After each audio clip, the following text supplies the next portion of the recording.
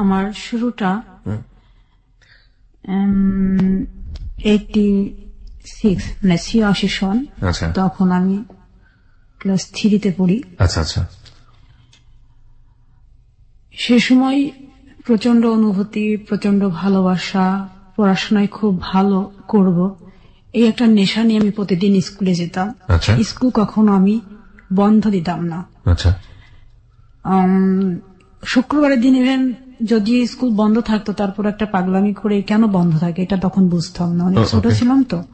তারপরেও শুক্রবারের দিন আমি সারাটা দিন স্কুলে গিয়ে বারান্দায় বসে বই পড়তাম, খুব বই পড়ুয়া ছিলাম। অদ্ভুত। কয় ভাই বোন ছিলেন আপনারা? আমরা 5 বোন 2 ভাই। মানে আপনি কি সবার বড়? না, আমি 4 নম্বর। 4 নম্বরে। ওকে।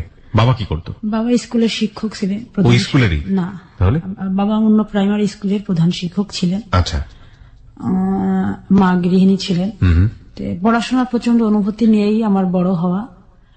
86 সনের পরে যখন 87 সনে আমি যখন ক্লাস 4-এ, তখন আমার প্রথম লেখা প্রকাশ হয় স্কুলের দেওয়ালিকাতে।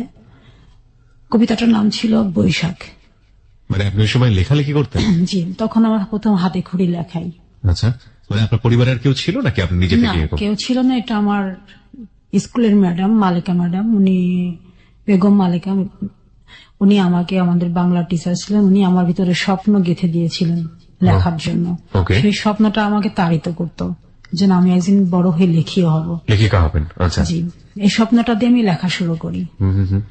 আমার বাবা এটা পছন্দ করতেন না।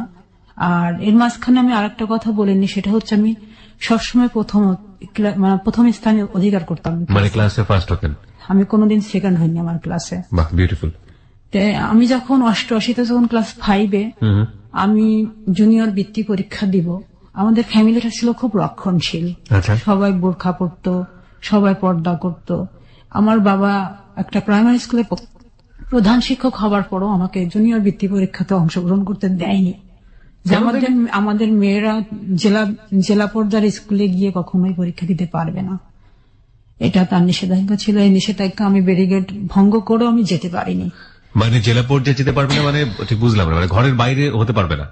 মানে আমি স্কুলে যেতে পারবো ঠিক আছে, কিন্তু আমাদের তখন পরীক্ষাগুলি চলতে হচ্ছে জেলা স্কুলে। আমাদের মানে পোপারে যে স্কুলগুলি ছিল সেখানে আমাদের কোনো মানে এই ধরনের পরীক্ষাগুলি নেওয়া হতো না। এত ছোট মেয়ে স্কুলে গেলে বা জেলা স্কুলে গেলে সমস্যাটা কোথায়? এটা আমি তখন, বাবা কি খুব রক্ষণশীল ধার্মিক প্রকৃতির ছিলেন? হ্যাঁ, ধার্মিক প্রকৃতির ছিলেন। আর এর মাঝখানে আরেকটা কথা বলেননি, সেটা হচ্ছে আমি যখন ক্লাস 5-এ তখন আমার প্রথম চোখের অসুখ ধরা পড়লো। আমি বোর্ডের লেখাগুলো কিছু দেখতাম না। আমি যখন স্যাররা আমাকে অঙ্ক করতে দিতেন আমি অঙ্ক করতে পারতাম না। ওই সময় আমার চোখে প্রথম আমার ডিফেক্ট ধরা পড়লো। আমার বাবাকে আমি বলেছিলাম আমার চোখ দেখানোর জন্য, তো বাবা বললো যে আমি যদি মেয়েকে চশমা দেই চোখে তাহলে আমার মেয়ের আর কখনো বিয়ে হবে না। এই একটা কুসংস্কার হীনমন্যতা নিয়ে সে কখনই আমার চোখের ডাক্তারের কাছে নিয়ে যায়নি। এই অবস্থায় আমি 8ম শ্রেণী পর্যন্ত আমি দিনপাত করলাম। যখন আমি 90 সন ক্লাস 7-এ, তখন আমি আমাদের স্কুলের অ্যানুয়াল স্পোর্টসে আমি দাবাতে চ্যাম্পিয়ন হই। আমার ছোটবেলা থেকে দাবায় হাতে খড়ি আমার চাচার কাছে। চাচারা খুব ভালো দাবা খেলতেন, মামারা দাবা খেলতেন, এটা দেখে দেখে আমি শিখেছিলাম। তা আমি 7-এ যখন, তখন আমি দাবাতে চ্যাম্পিয়ন হলাম। 8ম শ্রেণীতে ওঠার পরে আমার রোল তখন 10। দাবাতে চ্যাম্পিয়ন হল মানে কোন দাবাতে, কি কম্পিটিশনে চ্যাম্পিয়ন হল? এটা অ্যানুয়াল স্পোর্টসে। স্কুলে? আচ্ছা, স্কুলে আমি চ্যাম্পিয়ন হলাম। হওয়ার পরে আমি যখন 8ম শ্রেণীতে, আমার রোল তখন 10 ক্লাসে, যেহেতু আমি মাধ্যমিক স্কুলে চলে গেছি, তখন আমি হায়ার জুনিয়র বৃত্তি পরীক্ষা দেবার জন্য একটা প্রস্তুতি নিয়েছিলাম। আমার বাবা সেটা তো অংশগ্রহণ করতে দেয়নি। এই দুইটা আমার ছোটবেলার সবচাইতে বড় কষ্ট। তারপরে আমি নিয়মিত স্কুলে যাওয়া শুরু করলাম, পড়াশোনাও করি। হঠাৎ এটা সন ছিল আগস্টের 15 তারিখ। আমার বড় চাচার বড় মেয়ে মারা গেলেন। ওই মৃত্যু বাড়িতে আমাকে দেখতে আসে। দেখতে আসার পরে বাবা পছন্দ করে, কিন্তু আমি জানতামও না যে আমার জন্য কে বা কারা আসছেন। আমি ওই দিন শুক্রবার ছিল, আমি মানে একটা বিভূতিভূষণ বন্দ্যোপাধ্যায়ের গল্পের বই পুঁই মাছা, ওটা আমি পড়ছিলাম ঘরে বসে। আমার ছোটবেলা থেকে গল্পের বই পড়ার প্রতি খুব নেশা ছিল। তো পড়তে পড়তে আমার মা আমাকে ডাক দিলেন, ডাক দেওয়ার পরে বলল যে পড়া বাদ দিয়ে তুমি এদিকে আসো। আমি গেলাম, বললো তোমাকে সাজতে হবে, পোশাক পরতে হবে। আমি বললাম কেন, আমি তো পোশাক পরেই আছি, নতুন করে কেন আমি পোশাক পরবো? বললো যেটা বলছি সেটা করো, কথার অবাধ্য হবে না। আমি তাদের কথা মতন পোশাক পরলাম এবং আমাকে কি করতে বলা হবে, কেন বলা হবে, কোথায় যেতে হবে এই অপেক্ষায় আমি থাকলাম। তাও বইটা আমি হাত থেকে ফেলিনি, আমি আমার পড়ার টেবিলে বইটা নিয়ে বসেই আছি। ইতিমধ্যে আমার বড় বোন, যে বোনটার বিয়ে হয়ে গেছে, সেটা হচ্ছে কুমারখালীতে, ও চলে আসলো ওর হাজবেন্ড সহ। আমি এটা দেখে আরো বিস্মিত হলাম, ওর তো এখন আসার কথা না, ও কেন আসলো? ও আমাকে কিছু বলে না, শুধু হাসে। ওর হাসির অর্থ আমি তখন বুঝিনি, কারণ তখন তো আমি অনেক ছোট। কোন ক্লাসে পড়ছেন যেন? তখন ক্লাস 8-এ। ক্লাস 8-এ পড়েন, রাইট। তারপর বিকেল যখন 5টা বাজে, তখন ইতিমধ্যে 8-10 জন বেশ বয়স্ক লোক আমাদের বাড়িতে আসলেন। তাদের আসার অর্থটা আমি বুঝিনি। তখন মাসে একটা করে সিনেমা হতো, আমাদের বাড়িতে একটা সাদা কালো টেলিভিশন ছিল। আমরা সিনেমা দেখার জন্য খুব উৎসুক থাকতাম, যে মাসে তখন একটা সিনেমা হতো, মিস করতাম না। টেলিভিশনের ঘরে যখন যাব, তখন আমাদেরকে যেতে দেওয়া হয় না, এখানে যেতে হবে না, সিনেমা দেখতে হবে না। শুক্রবার ছিল না? হ্যাঁ হ্যাঁ, বিটিভিতে সিনেমা দেখাতো, জুমার নামাজের পরপরই শুরু হয়ে যেত মোটামুটি। হ্যাঁ, ওই সময় আমরা সিনেমা দেখার খুব উৎসুক ছিলাম, ছোট ছোট ভাই বোন গুলো মিলে আমরা দেখতাম। যেহেতু 8-10 বাড়িতে কোনো টেলিভিশন ছিল না, বিধে অনেক সবাই ভিড় জমাতো। গ্রামে এই সিনারিটা এখনো বোধহয় দেখা যায়, একেবারে প্রত্যন্ত গ্রামাঞ্চলে যাদের টেলিভিশন নাই তারা হয়তো এরকম করেন। তারপর আমার মা চা তৈরি করলেন, সেমাই তৈরি করলেন, ফলমূল কাটলেন, কেটে আমাকে রান্নাঘরে ডাকলেন। আমি রান্নাঘরে গেলাম, সেগুলো ট্রেতে সাজিয়ে আমাকে আমাদের বসার ঘরে নিয়ে যাওয়া হলো। আমাকে চেয়ারে বসতে বললেন, আমি বসলাম। আমার নাম জিজ্ঞাসা করলো, কোন ক্লাসে পড়ি, ঠিকানা লিখতে বললো, ঠিকানা লিখলাম। লেখার পরে ঘন্টাখানেক তাদের সামনে আমি পুতুলের মতো বসে থেকে আমি উঠে চলে আসলাম। চলে আসার পর তারপরে আর কিছু জানতে পারলাম না, যে কি হবে, কি হচ্ছে, কেন আসলেন, এগুলি আমি কিছু জানতে পারলাম না। বাবাকে শুধু দেখলাম রাত্রি 8টার সময় বাইরে গেলেন এবং 10 মিনিট পরে সে ফিরে আসলেন।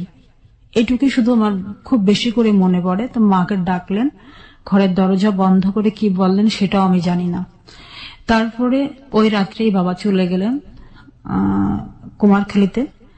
যাওয়ার পরে পরের দিন ফিরে আসলেন, তখন বাজে সকাল 10টা। ওকে, ফিরে আসার পর কুমারখালী কোথায় ছিল এটা? কুষ্টিয়া। কুষ্টিয়ার কুমারখালী। আচ্ছা, যেখান থেকে লোকজনগুলো এসেছিল, তাই কি? জি। ওকে। ফিরে আসার পর বাবা বাড়িতে সমস্ত কিছু তৈরি করা শুরু করলেন। ফ্যামিলির আরো অনেকে, চাচারা, মামারা, মানে একটা উৎসব একটা ভাব চলে আসছে, উৎসব ভাব তখন আমি বুঝতে পারলাম। তারপরে ওনারা আসলেন আমাদের বাড়িতে সন্ধ্যার দিকে আবার, মানে যারা এসেছিল তারা আবার আসলো। হ্যাঁ, আসার পরে ওই মুহূর্তে আমি তখন খুবই হতবাক হয়ে গেলাম। এর মাঝখানে আমার আরেকটা কথা মনে পড়লো, সেটা হচ্ছে আমার ছোট মামা তখন বুয়েটের স্টুডেন্ট। মামা তখন ঢাকাতেই থাকতেন। মামা বাড়িতে ফিরলেন, এটা ছিল জুলাই মাস। ওই সময় মামা আমার রেজাল্ট দেখলেন, যে তোর রেজাল্ট কেমন। আমি বললাম যে মামা, আমি 777 মার্কস পেয়েছি এবার, তবে আমি বৃত্তি পরীক্ষা দিব। তো মামা আমাকে বৃত্তি ফিস 80 টাকা সহ আমাকে 500 টাকা হাতে তুলে দিলেন ওই মুহূর্তে। বললেন যে তুমি বৃত্তি গাইড এগুলি সব কিনবে এবং পরীক্ষা ভালো করে দিবে, এসএসসির পরে আমি তোমাকে ঢাকা নিয়ে যাব। আচ্ছা। মামা সেই স্বপ্নটা আমার বুকের মধ্যে শুধু স্বপ্নই হয়ে রইল। মানে ওই সময়টাতে আপনি স্বপ্ন দেখছিলেন? ওকে, যখন আপনার বাড়িতে লোকজনের আনাগোনা হচ্ছে, যে আমার স্বপ্নটাকে সেখানে মৃত্যু দেওয়া হলো আর কি। এই মৃত্যুটার কথা আমার হয়তো শেষ দিন পর্যন্ত আমি ভুলবো না। আচ্ছা, শুনি আমরা স্টোরিটা। তারপরে এইভাবে মামা চলে গেলেন ঢাকাতে। আবার আমাকে খুব সাহস দিলেন, বাহবা দিলেন, যে তুমি রেজাল্ট অনেক ভালো করছো, আরো ভালো করতে হবে, আশা করি তুমি অনেক ভালো করবে। বাবার এই সিদ্ধান্তটা উনি জানতেন না, যেহেতু উনি জুলাই মাসে এসেছিলেন আর আমার আমার এই ঘটনাটা ঘটলো হচ্ছে সেপ্টেম্বরে। তারপরে সেপ্টেম্বর ওনারা এসে আবার ফিরে গেলেন। ফিরে যাওয়ার পরে অক্টোবর মাসের 25 তারিখে, ওই দিন ছিল শুক্রবার, বিকেল 4টার দিকে আমাদের বাড়িতে আবারও নতুন করে 8-10 জন আসলেন, বেশ অভিভাবক টাইপের, অভিভাবকরা আসলেন আর কি। আসার পর ওনারা আবার নতুন করে আমাকে দেখলেন। দেখার পরে ওনারা আমাকে পছন্দ করলেন। পছন্দ করার পরে ফিরে গেলেন। ফিরে যাওয়ার পরে বাবাকেও আবার যেতে বললেন। বাবা ওই রাত্রি 10টার সময় চলে গেলেন কুষ্টিয়ার কুমারখালীতে। তারপরে রাত্রি 2টার দিকে বাবা ফিরে আসলেন। ফিরে আসার পর পরের দিন থেকে উৎসব একটা শুরু হলো বাড়িতে। সেই উৎসবের অর্থ আমি তখনও বুঝিনি। আমার ফুপুরা, আমার বোন, আমার চাচারা সবাই একসাথে হলেন বাড়িতে। হবার পর আমাকে শুধু একটা ঘরের মধ্যেই থাকতে বলা হচ্ছে বারবার। বাইরে বেরোলেই আমার প্রতি রাগারাগি করা শুরু করলেন, তুমি কেন বাইরে এত বেরোচ্ছ। আমি ঘরের মধ্যেই তখন কি করব, আমার তো কিছু করা ছিল না, আমি কোনো কাজও করতে পারতেছি না, পড়তে পারতেছি না। তখন আমি আবার গল্পের বই, বনফুল নামে একটা গল্পের বই, ওইটা নিয়ে আমি বসে পড়লাম। বসে পড়ে আমি পড়া শুরু করলাম। তো আপনার তো ভাই বোন ছিল, তাদের সঙ্গে কি কোনো ভালো সম্পর্ক ছিল না? তারা তো কেউ এসে আপনাকে টাচ দেওয়ার কথা যে তোমার এরকম একটা কিছু হতে যাচ্ছে? আমার যে ভাই বোনগুলো ছিল ওরা তো, আমার বয়স 13 বছর, আর আমার ছোট যেগুলো ছিল এগুলো তো আরো ছোট। আর বড় যেগুলো ছিল সেগুলো বিয়ে হয়ে গেছে? বড় বলতে আমার বড় ভাইটা বড়, আর আমার ইমিডিয়েটলি যে বোনটা সেটা হচ্ছে ওর বিয়ে হয়েছে, আর আমার উপরে একটা ভাই ছিল সেটা মারা গেছে। এই কারণে আমি এখন 3 নম্বরে পড়ি, আমি 4 নম্বরে ছিলাম আর কি।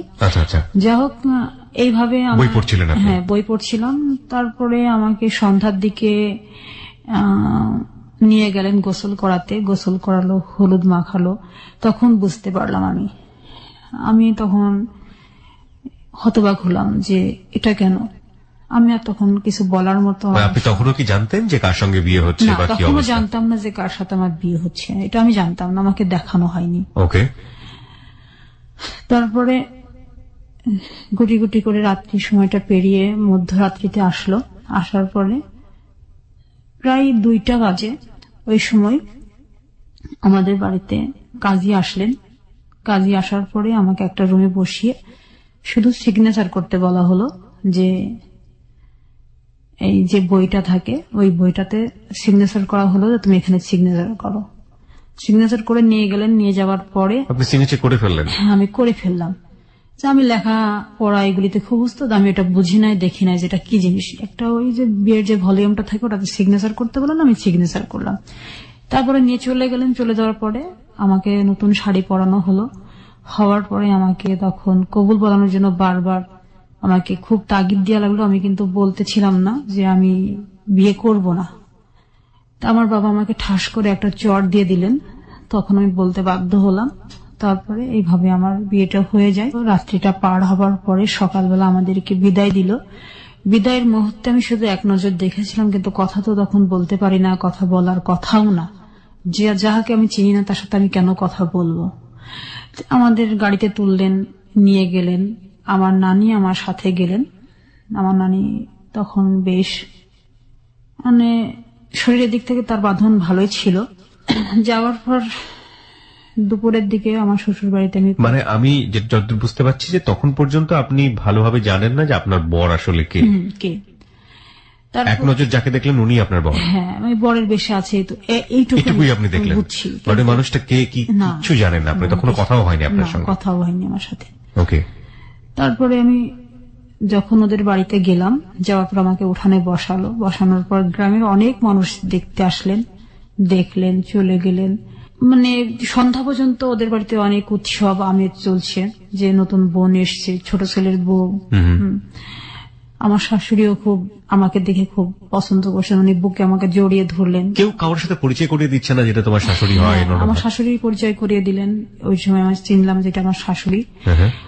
আর আমার ননদ ছিল 9 জন। 9 জন ননদ সেই সময় উপস্থিত ছিলেন। 9 জন ননদ আসলেন। তা আমার মানে ভাসুর ছিল শুধু একজন, উনি চিটাগং এ থাকতেন, তো উনি তখন এসে পৌঁছাননি। আচ্ছা আচ্ছা। উনি তখনও যখন পৌঁছান উনি রাস্তাতে আসেন, চিটাগং থেকে আসবেন, তারপরে বিয়েতে আরো উৎসব শুরু হবে আর কি। আচ্ছা। এটা তো হঠাৎ বিয়ে, মানে সেরকম প্রিপারেশন তো কোনো কিছু ছিল না বিয়ের। ওকে।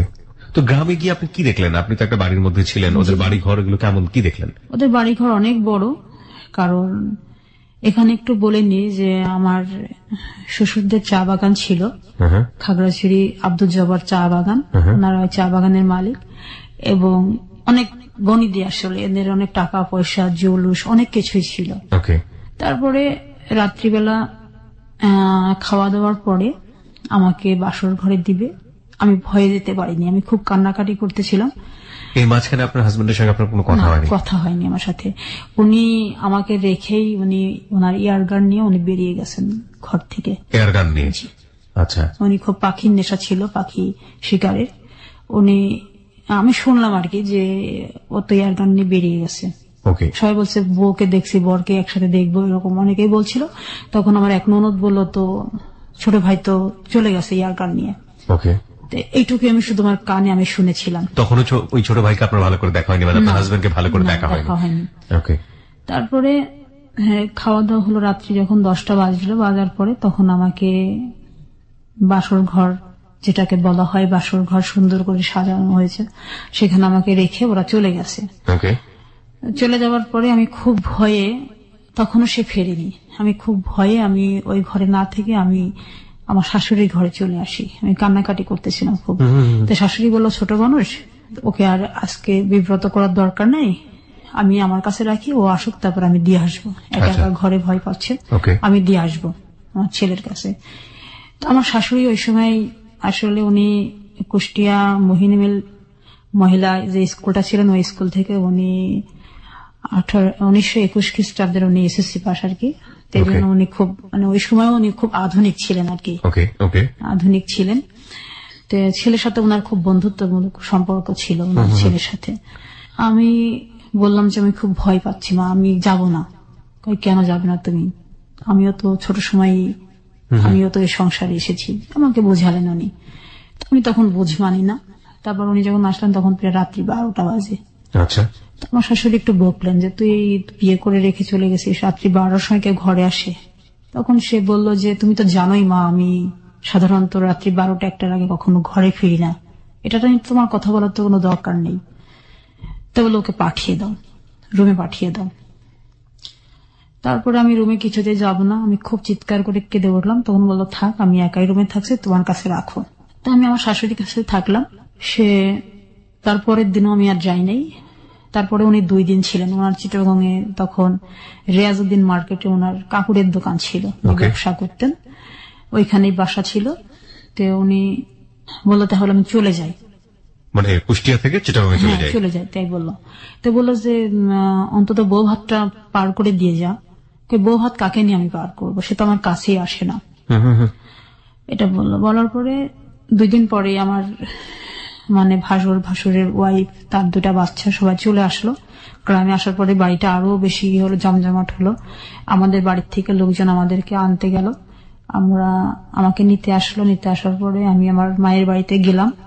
যাবার থাকাকালীন উনি ওইখানে আমাদের বাড়িতে গিয়ে 1 দিন থাকলেন। সেদিন আমি ওনার সাথে আমি এক বিছানায় যাইওনি। মানে আপনাদের সঙ্গে আমি যতটুকু বুঝতে পারি তখন পর্যন্ত কোনো কথোপকথন বা কিছু কথোপকথন হয়নি আমার সাথে। তার আগ পর্যন্ত কি আপনি লোকটাকে সম্পর্কে চেহারায় দেখেছেন?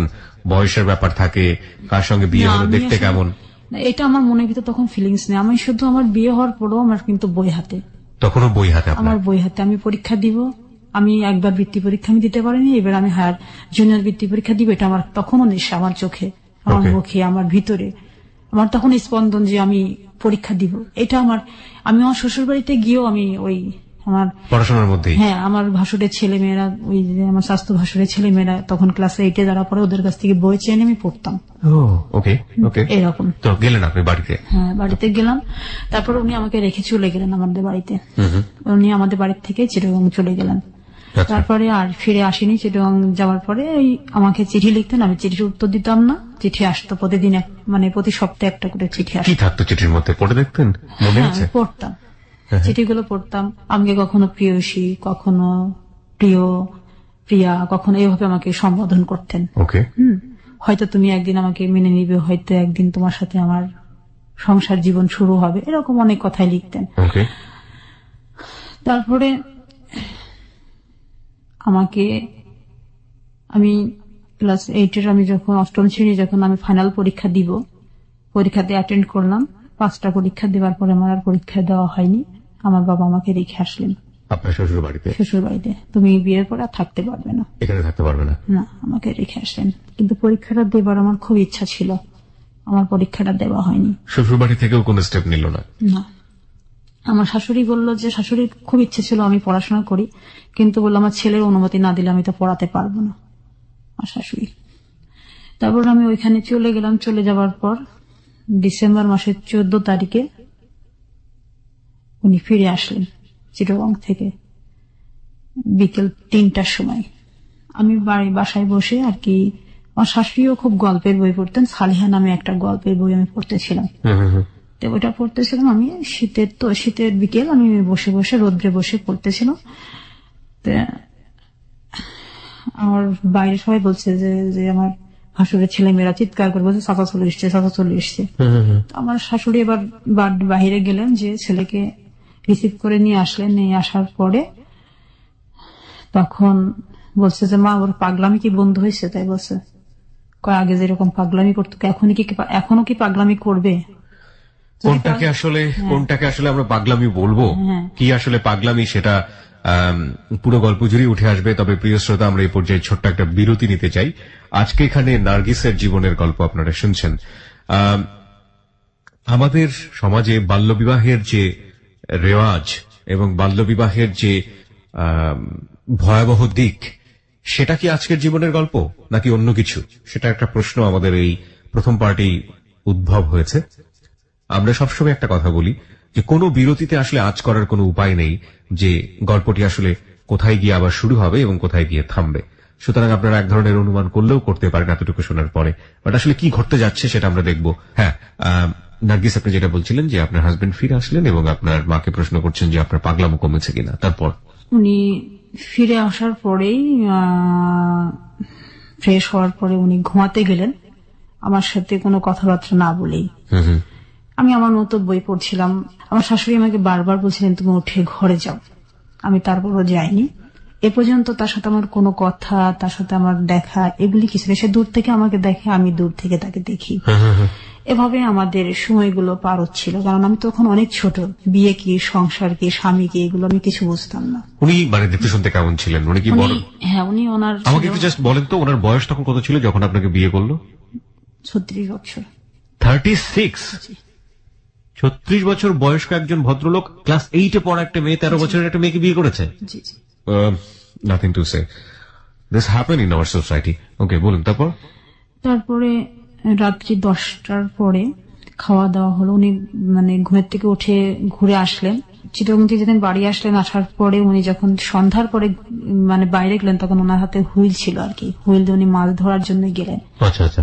এবং তখন তো আমি ড্রিঙ্কস কি জিনিস সেটা বুঝতাম না। ওনার হাতে একটা বোতলও ছিল, এটা আমি দেখেছিলাম। বারান্দায় দাঁড়িয়েছিলাম, উনি ড্রিঙ্কস এর বোতল এবং হুইল নিয়ে উনি বেরিয়ে চলে যান। ওনার একটা খুব প্রিয় গাড়ি ছিল, 100 একটা গাড়ি আর কি, এই যে মোটরসাইকেল গুলো আর কি। 100 সিসি। হ্যাঁ, 100 সিসি। ওই গাড়িটা ওনার ছিল, খুব প্রিয় গাড়ি। ওই গাড়িটা নিয়ে উনি বেরিয়ে গেলেন। ওকে। তারপরে রাত্রি 10টার পরে ফিরে আসলেন, মাছ নিয়ে আসলেন। মাছ ধরে বন্ধু বান্ধবের সাথে হইচই করে মাকে বললেন যে তুমি এগুলো কাজে যে মেয়েটা আমাদের ছিল আর কি, ওর কাছে দিল, পরিষ্কার করলো, শাশুড়ি রান্না করলো। তখন আমি সংসারের কোনো কাজে হাত দেইনি, আমাকে হাত দিতে দেয়ও না। ওকে। তারপরে খাওয়া দাওয়ার পর যখন সবাই শুয়ে পড়ছে, আমি যখন আর যাই না, তখন আমি যে ঘরে ছিলাম আর কি, আমার শাশুড়ির ঘরে আমি ছিলাম না, আমি আর একটা ঘরে আমি বসে বসে বই পড়তেছিলাম। সেই ঘরে এসে আমাকে এক প্রকার জোর করে আমাকে নিয়ে যায় তার ঘরে। আমি খুব চিৎকার করে উঠি, খাটে নিয়ে গিয়ে আমাকে বেঁধে ফেলার পরে ওই দিনই আমার সাথে প্রথম সে সেক্স করলো এবং আমাকে রেপ করার মতো করেই করলো। ও মাই গড। আর ওই রাত্রে আমি আমার বড় সন্তানকে আমি কনসেপ্ট করি। এটা আসলে পরে ইউরিন টেস্টে ধরা পড়ে। My goodness. তারপরে উনি 4 দিন ছিলেন। 4 দিন আমাকে এভাবে অত্যাচারের মাধ্যম দিয়ে উনি আমাকে ব্যবহার করেছেন, যেহেতু আমি রাজি ছিলাম না সেক্সে সেহেতু। তারপর উনি 4 দিন পরে চলে গেলেন। এই যে ক্লাস 8-এ যখন আপনি আছেন তার আগ পর্যন্ত আপনি কি জেনেছেন ব্যাপারগুলো? কেউ আপনাকে বলেছে? আপনার ফ্যামিলির কেউ এই স্বামী স্ত্রী সম্পর্কটা আসলে না, কি? এটা কখনোই বলেনি। কেউ আপনাকে বলেনি? আপনার শাশুড়ি যে এত আধুনিক মনস্ক ছিল সেও কখনো সে বলতে গেছে, কিন্তু আমি শুনতে চাইনি। আমার ওইগুলি মাথার মধ্যে নিতাম না কখনো। আমার ভালো লাগতো না এগুলো শুনতে। আমার শুনতে ভালো লাগতো না, আমার শুধু পড়তেই ভালো লাগতো। আমি পড়তাম, আমি তখন ছোট ছোট গল্প লিখতাম, কবিতা লিখতাম, আমি ওইগুলির মধ্যেই মগ্ন থাকতাম। সাহিত্য মনা ছিলাম তো এই জন্যই। এইভাবে সে আমাকে 4 দিন ইউজ করার পরে সে ফিরে গেলেন, সে তার কাজে ফিরে গেলেন। আর যখন আমাকে সে বিয়ে করলেন, অলরেডি সে 4টা দেশ ভ্রমণ করা আর কি, সে কুয়েত থেকে ফিরে এসে আমাকে বিয়ে করেছেন। মানে 7 মাসের মাথায় বিয়ে করে, কুয়েত থেকে ফিরে এসে 7 মাসের মাথায় আমাকে বিয়ে করেন। তাহলে তো সে অনেক অ্যাডাল্ট এবং অনেক ম্যাচিউর ছিল, যে এই কারণে এক্সপিরিয়েন্স থাকা স্বাভাবিক। তারপরে আমি পরের মাসে আমি যখন আমার বমি হওয়া শুরু হলো, তখন আমি বুঝি না যে আমার কেন এরকম হচ্ছে। আমি শাশুড়িকে বললাম, শাশুড়ি খুব খুশি। শাশুড়ি আমাকে ডাক্তারের কাছে নিয়ে গেলেন, আমাদের মানে ফ্যামিলি যে ডক্টর ছিলেন ওনার কাছে আমাকে নিয়ে গেলেন। নিয়ে যাওয়ার পরে তারপর উনি আমাকে দেখলেন, ইউরিন টেস্ট করলেন, করার পরে বললো যে শাশুড়িমা তো কনসেপ্ট করে গেছে, এখন এতটুকু বয়সে কি বাচ্চা রাখবেন কি রাখবেন না, অ্যাবর্শন করে ফেলেন। আমার হাজবেন্ডের কাছে যখন এটা গেল, আমাদের বাসায় ল্যান্ড ফোন ছিল, ল্যান্ড ফোনটা যখন হাজবেন্ডের কাছে গেল, যাওয়ার পরে উনি ফিরে আসলেন। আবার নিয়ে আসার পরে আমাকে অনেকগুলি ডাক্তারের কাছে নিয়ে গেলেন আমাকে অ্যাবর্শন করানোর জন্য। আমি করিনি। আপনি করেননি? না। কেন? আমি করিনি। আমি বললাম যে আমি এই যন্ত্রণা সহ্য করতে পারবো না, যে যন্ত্রণা দিয়ে আমাকে করবে, ডাক্তার আমাকে বলেছে সবকিছু। তো আমি এটাতে যখন রাজি হলাম না, তখন সে আবার মানে বিরক্তি হয়ে আমার সাথে কথা না বলেই এক প্রকার এটা খুব রাত ব্যবহার করে চলে গেলেন। আবার জিরোবঙ্গে ফিরে গেলেন, মাকে বলে গেলেন যদি ও মানে ওর মতামত ফিরে তাহলে তুমি ওটা অ্যাবর্শন করে ফেলো। আমি এখন এত মানে অল্প সময়ের মধ্যে আমি বাবা হতে চাই না। এত বিয়ের অল্প সময়ের মধ্যে মাত্র 2 মাস 2.5 মাস বিয়ে হয়েছে। তো এটা তখন আমার শাশুড়ি আমাকে অনেক বোঝাতে লাগলেন, আমি বুঝলাম না। তো আমি বললাম যে মা, আমার যা হবার তো হয়ে গেছে, আমি এখন বুঝি বিয়ে কি জিনিস, বাচ্চা কি জিনিস, আমি একটু বুঝতে পারি, তো থাক না কেন, থাকলে তো সমস্যাটা কি, আমি এটা তখন বলেছিলাম। তারপরে এইভাবে প্রায় 4 মাস অতিবাহিত হয়ে যাওয়ার পরে আমার চোখে তখন অনেক সমস্যা দেখা দিল। আমার চোখ দিয়ে পানি পড়তো, আমার চোখে তো এমনি ছোটবেলায় একটা ডিফেক্ট দেখা দিল, আমার চোখ দিয়ে পানি পড়তো। এগুলি হওয়ার পরে আমার বাবা আসলেন আমাকে আমার ডাক্তার দেখাবার জন্য। আপনার ফ্যামিলি কি জানলো যে আপনি কনসেপ্ট করেছেন? জি জি। ওনারা কিভাবে নিলেন? ওনারা স্বাভাবিকভাবে নিলেন, যেহেতু আমার বড় বোনের তখনও বাচ্চা হয়নি, বড় বোনের 3 বছর বিয়ে হয়ে গেছে। 12-13 বছরের একটা মেয়ে সে কনসেপ্ট করে যাচ্ছে এবং সেটাকে একজন স্কুলের প্রধান শিক্ষক সে স্বাভাবিকভাবে নিচ্ছেন। যদি এরকম হতো যে একেবারে অশিক্ষিত আমাদের প্রান্তিক পর্যায়ের সমাজ বলতে যেটা বুঝি সেই পর্যায়ের একজন মানুষ, 2 পরিবারের কথাই যদি বলি, শ্বশুর বাড়ির লোক প্রচন্ড বনেদিক এবং তাদের অর্থবিত্ত কিরকম সেটা আপনারা ওর বর্ণনা শুনেই বুঝতে পারছেন। তারা বিয়ে করেছে এত ছোট একটা মেয়েকে এবং সে কনসেপ্ট করে গেছে, সেটাকে স্বাভাবিকভাবে নিচ্ছে। কিংবা যেই লোকটি এই ধরনের কাজ করলেন তিনি একবারের জন্য চিন্তা করলেন না যে এর রেজাল্টটা কি হতে পারে। ওনার হাজবেন্ডের কথা আমি বলছি। কি নাম ছিল ভদ্রলোকের? মোহাম্মদ আমানুল্লাহ সাহেব। এবং একই সাথে ওনার বাবা এবং ওনার ফ্যামিলি বিয়ে দেয়াটা তো একটা ভয়াবহ রকমের অপরাধ করেছে, সেটা তারপরেও মেয়েটা কনসেপ্ট করেছেন এবং এটাকে স্বাভাবিকভাবে নিচ্ছেন। Hardest reality. ওকে, বলুন তারপরে আমি ঢাকাতে আসলাম। তখন জি চোখ দেখানোর জন্য ঢাকাতে আসলাম, মামার বাসাতে উঠলাম উত্তরা 6 নম্বর সেক্টরে। তারপরে ওখান থেকে মামা ঢাকা ক্যান্টনমেন্টের উনি তখন মেজর, আমার 4 নম্বর মামা, আমার মামা 6 জন, উনি হচ্ছে মেজর, তখন আমি করে আর কি। মামা বাবাকে খুব বকলেন যে এত সুন্দর একটা মেয়ের ভবিষ্যৎ তুমি নষ্ট করে দিলা, এটা তোমার কাছে আমি চাইনি, আমার বোনটা তোমার কাছে এই জন্য আমরা বিয়ে দেয়নি। তারপরে পরিবাগে ডক্টর হারুন সাহেব প্রফেসর, ওনার কাছে আমাকে দেখানো হলো চোখ। দেখানোর পর উনি চোখ দেখলেন, ট্রিটমেন্টের ব্যবস্থা করলেন, চশমা দিলেন। এটা নিয়ে আমি ফিরে গেলাম বাড়িতে। জুলাইয়ের 2 তারিখ, ওই দিন ছিল শুক্রবার। আমার হাজবেন্ড আমাকে আর মেনে নিতে পারে না। কেন? সে শুধু একটা কথাই বলে যে আমি অন্ধবধি, কি করব, তোমার চোখে এত পাওয়ার, এত এই। তখন কি আপনি চশমা নিয়েছেন? হ্যাঁ, প্রায় 1200-র উপরে আমার চোখের ইয়ে। আমার ওই গ্লাসটা যদি আমি এইভাবে পেপার রাখতাম রোদ্রে, আমার ওই পেপারটা আগুন ধরে যেত, মানে ম্যাগনিফাইং গ্লাসের মতো ছিল। তখন আপনি পেটে বাচ্চা, এই অবস্থায় আপনার হাজবেন্ড বলছে অন্ধবৌদি কি করবো? হ্যাঁ, ওই সময় উনি আমাকে আমার বাবার সাথে আমার বাবাকে ডেকে অপমান করে আমাকে তুলে দেন। কি বলেন, আপনার মনে আছে ওই দিনের ঘটনাগুলো? জি, সে আমার সাথে কোনো কথা বলেনি না, বাবাকে খুব অপমান করেছিল। কি বলেছিল বাবাকে? বলছিল যে আপনি গোপন রেখে বিয়ে দিয়েছেন আপনার মেয়েকে, আর কোথাও বিয়ে দিতে পারবেন না, এই করবেন সেই করবেন, অনেক কথা। এগুলি আসলে ভাষায় বর্ণনা করার মতো না। এটা আমার বাবার জন্য আসলে প্রাপ্য শাস্তি ছিল। আমি খুব খুশি হয়েছিলাম যখন বাবা অপমানিত হচ্ছে, এটা আমি খুব খুশি হয়েছিলাম সেদিন। আমি তো চাইনি যে বিয়েটা হোক, এটা তো বাবার পছন্দের বিয়ে, বাবার দেখার বিয়ে, এটা বাবাই তো চয়েস করে বিয়ে দিল। আমি খুব খুশি হয়েছিলাম বাবা অপমানিত হয়। বাবা মাথা নিচু করে আমাকে নিয়ে চলে আসেন। তখন আমাদের রাজবাড়ি টু খুলনার একটা ট্রেন চলতো, তিতুমির এক্সপ্রেস। ওই ট্রেনে আমি আলমডাঙ্গাতে ফিরে যাই, কুমারখালীর থেকে ট্রেনে উঠি। তখন কত মাসের অন্তঃসত্ত্বা আপনি?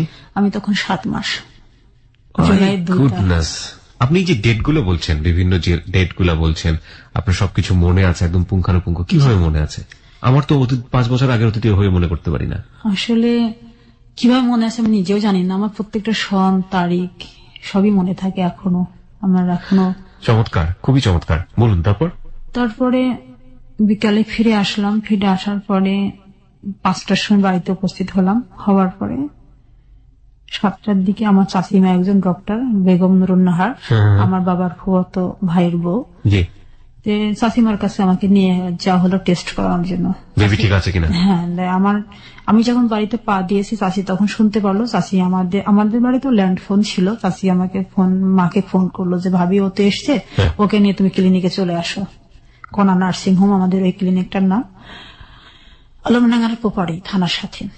চাচিমার কাছে আসলাম। আসার পরে চাচা খুব আমাকে দেখে মাথায় হাত দিয়ে বলল, মা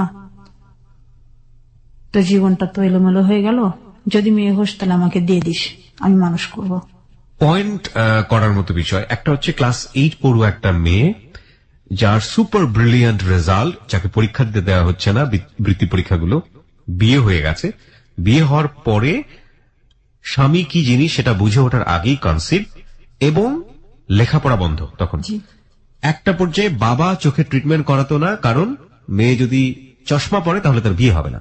সেটাও ধরা পড়ে গেল, কারণ শরীর তো আসলে আর বাবার মতো না। হ্যাঁ, সেটা তো আর কোনো কিছু গোপন করে না, সেটা ঠিক মতো একসময় বেরিয়ে হয়ে যায়।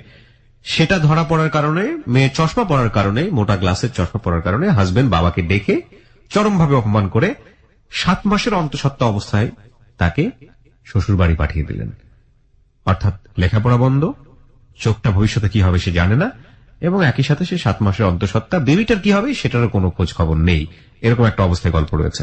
হ্যাঁ, বলুন। তারপরে জুলাই মাসটা পার হলো। এরপরে কি শ্বশুর বাড়ি থেকে কেউ যোগাযোগ করছে না? আর কখনো যোগাযোগ করেনি কেউ। তবে একরকম আমাদেরকে ভুলেই গেল আর কি। সেপ্টেম্বর মাসের 9 তারিখ সেদিন আমার পেন উঠলো রাত্রে তখন অনেক রাত। আমার দাদি খুব সচেতন মানুষ ছিলেন, উনি আমাকে এসে দেখলেন। দেখার পরে মাকে ডাক দিলেন। ডাক বললো যে ওকে তো ক্লিনিকে নিতে হয়। বারবার আমার বাথরুমে যাওয়া দেখে দাদি এটা ফলো করে, দাদির ঘরের সামনে দিয়ে যেতে হতো। তো উনি আমাকে উঠে জিজ্ঞাসা করলেন তোর কি সমস্যা হচ্ছে। এমন দাদি কেমন যেন লাগছে, পেটের ভিতরে চিনচিন করে। তো উনি অনেক ডেলিভারি নিজেই করেছেন ওনার জীবনে। তো উনি আমার জরায়ুতে হাতে গ্লাস তো বাড়িতে সবসময় থাকতো। দাদি আবার হাতে গ্লাস পরে আমার ওই পজিশনটা দেখলেন। দেখার পরে বললো যে মনে হচ্ছে যে কাল পরশুর মধ্যে এটা হবে, তারপর বৌমার কাছে নিয়ে যাই। আচ্ছা, ডাক্তারের কাছে নিয়ে যাই। হ্যাঁ, তাই বললো। তারপরে ওই রাত্রেই আমরা ক্লিনিকে চলে গেলাম। চাচি উপর থেকে, বাসা উপরে ছিল, উপর থেকে নিচে আসলেন। আসার পরে বললো যে, মাকে বললো যে ভাবি এখনো হয়নি, এটা এরকম হতে পারে এই স্টেপে, এরকম সময় এরকম সিচুয়েশন গুলি হয়। তারপর একটা আল্ট্রাসাউন্ড করে আমি দেখি। পরের দিন আল্ট্রাসাউন্ড করলো। করার পরে আমাকে সেলাইন দিয়ে ফেলে রাখলো আর কি। বললো যে বাসায় যাওয়ার দরকার নেই, এখানেই থাক। আচ্ছা, ক্লিনিকেই থাক। 10 তারিখ পার হলো, 11 তারিখ পার হলো। 11 তারিখ থেকে আমার ব্যথা বন্ধ হয়ে গেল। আমার কোন আর ব্যথা নেই। এদিকে ডেলিভারি হওয়ার সম্ভাবনা বন্ধ হয়ে গেল। আমার শরীর আর রেসপন্স করে না। 12 তারিখ দুপুর পর্যন্ত চাচিমা অনেক ওয়েট করলেন যে দেখি কি হয়। তো 12টার সময় উনি আমাকে আবার নতুন করে আবার একটা সেলাইন পুশ করলেন, ওষুধ দিলেন। দেওয়ার পরে আমি ক্লিনিকেই আছি, আমার সেলাইন তো পুশ চলছে, আমার শুয়ে থাকতে ইচ্ছে করছিল না, খুব কষ্ট হচ্ছিল, প্রচন্ড কষ্ট। যে কষ্টটা আমি মনে হচ্ছিল আমি কেন এখানে, আজকে আমার কেন বাচ্চা হবে, আজকে আমার কেন পড়া বন্ধ হবে, আমার কেন বিয়ে হবে, কেন আমার বিয়েটা আবার ভেঙে যাবে, এগুলি আমি কখনো আর মেলাতে পারিনি। এইসব অনুভূতি গুলো ভিতরে ভিতরে খুব কষ্ট দিচ্ছিল। দাদির সাথে ছোট ছোট গল্প করতেছিলাম। আমি বলছিলাম, দাদি আমার বাচ্চা মনে হয় 1 মাস পরে হবে, আমার মনে হয় ভুল আছে আমার হিসাবে, চলো বাড়িতে চলে যাই, আমার ভালো লাগছে না এগুলো, তুমি স্যালাইনটা বের করে ফেলো। তুই ওয়েট কর না, ওয়েট কর। আমি তখন বললাম আমি আর শুয়ে থাকতে পারবো না, একটা নার্সকে ডাক দাও, যেহেতু আমাদের ক্লিনিক আমাদের এটা একটা পাওয়ার আছে, একটা নার্সকে ডাক দাও, ওই স্যালাইনের এটা নিয়ে ঘুরবে আমার পিছন পিছন, আমি একটু হাঁটবো। আচ্ছা আচ্ছা। আমি আর শুয়ে থাকতে পারছি না, আমি বেডে আর শোবো না, আমি আজকে 2 দিন বেডে শোয়া, আমার খুব কষ্ট হচ্ছে বেডে শুতে। তখন একটা নার্স আসলো, আসার পরে ওটা নিয়ে আমি বিভিন্ন রোগীদের দেখে বেড়াতে লাগলাম, আর বাচ্চা যাদের হয়েছে, বাচ্চা যাদের হবে, এরকম রোগী অনেক আছে। আমি তখনও হাজবেন্ডের কোনো খোঁজ খবর নেই? না, খোঁজ খবর নেই। আচ্ছা। তারপর আমি দেখতে দেখতে আমার মেডিসিন যেগুলো মানে আরো পাওয়ারফুল মেডিসিন, যাতে সিজার করে যাতে না লাগে, চাচি এই ব্যবস্থাই করেছেন আর কি। যেহেতু বয়স্ক হাজবেন্ড, চাচিমা এগুলি সব বুঝে, সে আমার মাকে বলছে যে বয়স্ক হাজবেন্ড যদি সিজার করা হয় হয়তো নাও মানতে পারে, হ্যাঁ, আর সিজার করলে তো একটা সমস্যা থেকে যায়, সেলাইয়ের একটা সমস্যা থেকে যায়, অনেক কাজের একটা সমস্যা থাকে। বললো আমি নর্মাল যতক্ষণ হবে না ততক্ষণ আমি ডেলিভারি করব, কিন্তু আমার সেপ্টেম্বরের 13 তারিখে আমার আসলে ডেট ছিল বাচ্চা ডেলিভারি হবার, এটা 12 তারিখের ঘটনা। কি পরিমাণ ভয়াবহ রূঢ় আইএমএ জাহিলিয়া যুগে আমরা বসবাস করি।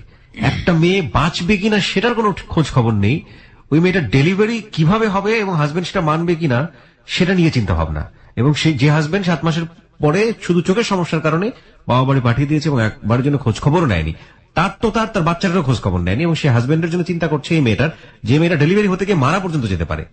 মানে বর্ণনাতীত, মানে এগুলো আসলে বর্ণনা করতে গেলে নিজের ভেতরের যে মানে ক্ষুব্ধ যে মানে মানে রূঢ় যে আচরণ আসলে রেডিওতে বসে কন্ট্রোল করা খুব ডিফিকাল্ট হয়ে যায়, যে কারণে কিছু বলছি না আসলে।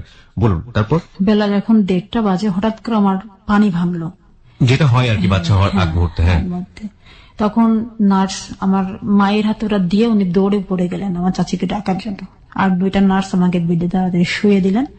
শুয়ে দেওয়ার পর চাচিমা এসে খুব বকাবকি শুরু করলেন, তোমাকে না বলছি এই মুহূর্তে হাঁটবে না, এখন শুয়ে থাকতে হবে বেশি, তুমি কেন হাঁটাহাঁটি শুরু করলে, এখন যদি অন্য কিছু হয় তাহলে আমি কি করব, বাচ্চাটা মরে গেল আমার কোনো সমস্যা নেই, কিন্তু তোমাকে তো বাঁচাতে হবে।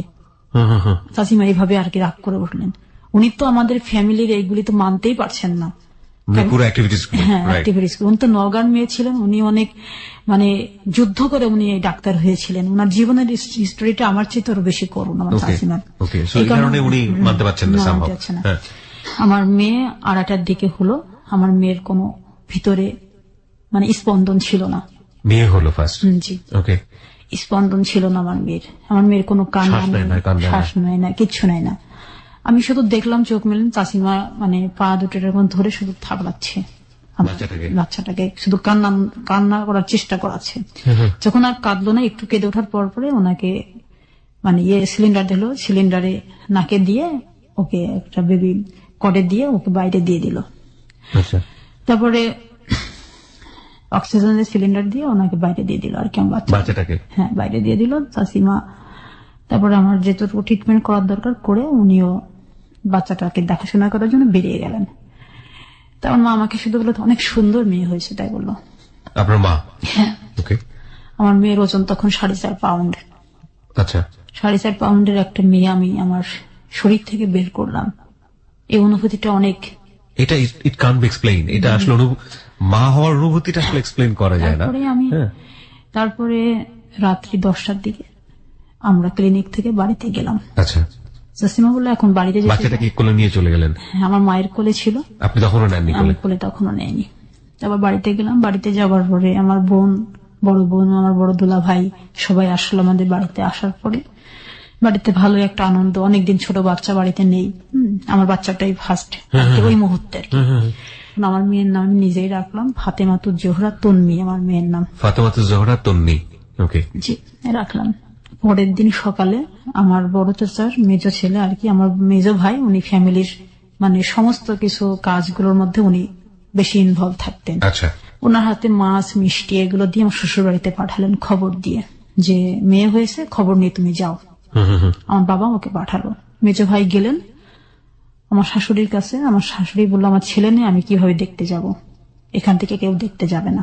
আচ্ছা, এই বলে পরের দিনই ওই সকালে গেছেন ভাইয়া, আমাকে সন্ধ্যার সময় ভাইয়া ফিরে এসছেন। ফিরে আসার পরে এই কথা বললেন। সবাই বিমর্ষ। সেপ্টেম্বরের 12 তারিখে তো মেয়ে হলো, অক্টোবর মাসের 10 তারিখ 9 তারিখে আমি আর আমার বাবা ডাক্তার বলেছিলেন যে হারুন সাহেব যে আপনার যে নাতিটা হবে তাকে আপনি টেস্ট করাবেন, হবার পরপরই, যেন দেরি করবেন না। ঢাকাতে আসার দরকার নেই, আমার ছাত্র জালাল আহমেদ খুলনাতে বসে, ওখানে আপনি দেখাবেন। আমি 9 তারিখে বাবার সাথে করে ট্রেনে করে চলে গেলাম, যেহেতু ডেলিভারি রোগী বাস। মেয়েটাকে কি দেখাবে, মানে মেয়েটাকে টেস্ট করবে? মেয়ের চোখে কোনো সমস্যা আছে কিনা। ডাক্তার জালাল সাহেবকে দেখলাম। দেখানোর পরে পরের দিন আমি সকালে ট্রেন ধরে চলে আসলাম বাড়িতে। আসার পরে 10টার সময় বাড়িতে এসে পৌঁছালাম। রূপসা ট্রেনে আসলাম খুলনা থেকে আলমডাঙ্গা। আমাদের তো 2 ঘন্টা লাগে ওখান থেকে আসতে। আমি ড্রেস শেষ খুলে আমি হাত মুখ ধুয়ে বাচ্চাটাকে দুধ খাওয়ানোর জন্য বারান্দাতে বসেছি। এর মাঝখানে পিয়ন চলে এসছে, আমাদের পোস্ট অফিসের পিয়ন। এসে বললো যে একটা রেজিস্টার চিঠি আছে নার্গিসকে, তার নামে একটা চিঠি, তাকে সিগনেচার করে নিতে হবে। আমি আমার ছোট ভাইটা ও বললো যে জপ হচ্ছে ওই তো পিয়ন এসছে, তোমাকে ডাকছে। আমি গেলাম, বাচ্চাটাকে মায়ের কোলে দিয়ে আমি সিগনেচার করে দিয়েছি। দিয়ে আমি যখন চিঠিটা খুলছিলাম তখন আমার সমস্ত শরীর কম্পন শুরু হয়ে গেছে। আমি জানলাম না যে কেন আমার ভিতরে একটা ভূমিকম্প হলো, বুঝতে পারলাম না। কোনো কিছু খারাপ কিছু কেস করছিলেন এরকম। পরে আমি শুধু ছিঁড়ার পরে আমি শুধু বের করছি, শুধু তয়াকার লয়াকার কর, এতটুকুই আমি দেখছি, এর বেশি কিছু আমি দেখিনি। আমি ওই মুহূর্তে আমি মূর্ছা যাই, আমার জ্ঞান হারিয়ে ফেলি। বহুবার গা শিউরে উঠেছে হ্যালো 8920 জীবনের গল্প শোনার পরে, কিন্তু আজকের মতো ভয়াবহ ভাবে গা শিউরেও আমার কোনোদিন ওঠেনি। কিছুই বলেন নেই, টোটালি স্পিচলেস। 20 মিনিট পরে আমার জ্ঞান ফিরে আসে। তারপরে আমার স্যালাইন দিয়ে আমাকে শুয়ে রাখেন। রাখার পরে তা বললেন যে মা আমাকে পুরা আমাকে যে লেটারটা সেটা আমাকে দাও, আমি দেখবো। দেখলাম ওখানে লেখা আছে যে আমার শ্বশুর বাড়ির লোকজন আমাকে না জানিয়ে তাদের অন্ধ মেয়ে আমার সাথে বিয়ে দেয়, এবং ওই যে সন্তানটা হয়েছে সন্তানটা আমার না, এই সন্তানটা তার ভালোবাসার কোনো ফসল, এবং এই অবৈধ সন্তানের বাবা আমি হতে চাই না, এই কারণে আমি তাকে ডিভোর্স দিচ্ছি। শুধু এই কথাটুকুই সেখানে লেখা ছিল। এবং এটা একটা তালাকনামায় ছিল কাজী অফিসের? জি, কুষ্টিয়া কাজী অফিস থেকে এটা আসে। কাজী আফসার উদ্দিন এটা সিগনেচার করে। তখন আপনি কি করছিলেন? আপনাকে যখন এটা পড়ে শোনানো হলো? না, আমি নিজেই পড়েছি। আপনি নিজেই পড়লেন? নিজেই পড়লাম, নিজের ভিতরে শক্তি সঞ্চয় করে, নিজের সমস্ত যন্ত্রণাকে আমি ভিতরে আরেকবার হাতুড়ি দিয়ে আমি আঘাত করে আমি নিজেই পড়লাম। আমার মায়ের কাছ থেকে আমি নিয়ে আমি বললাম আজকের থেকে এই তালাকনামাটা আমার কাছেই থাকবে, এটা কেউ নিতে পারবে না, এবং তোমরা এই সম্পর্কে আমাকে কিচ্ছু জিজ্ঞাসাও করবে না, আমি কোথায় রেখেছি, কিভাবে রেখেছি। যেটা তোমরা দিলে আজকে উপহার, এই উপহার নিয়ে আমি আমার পথগুলো চলবো, এটা বলে আমি আমার ঘরের দরজা বন্ধ করে দিয়েছিলাম।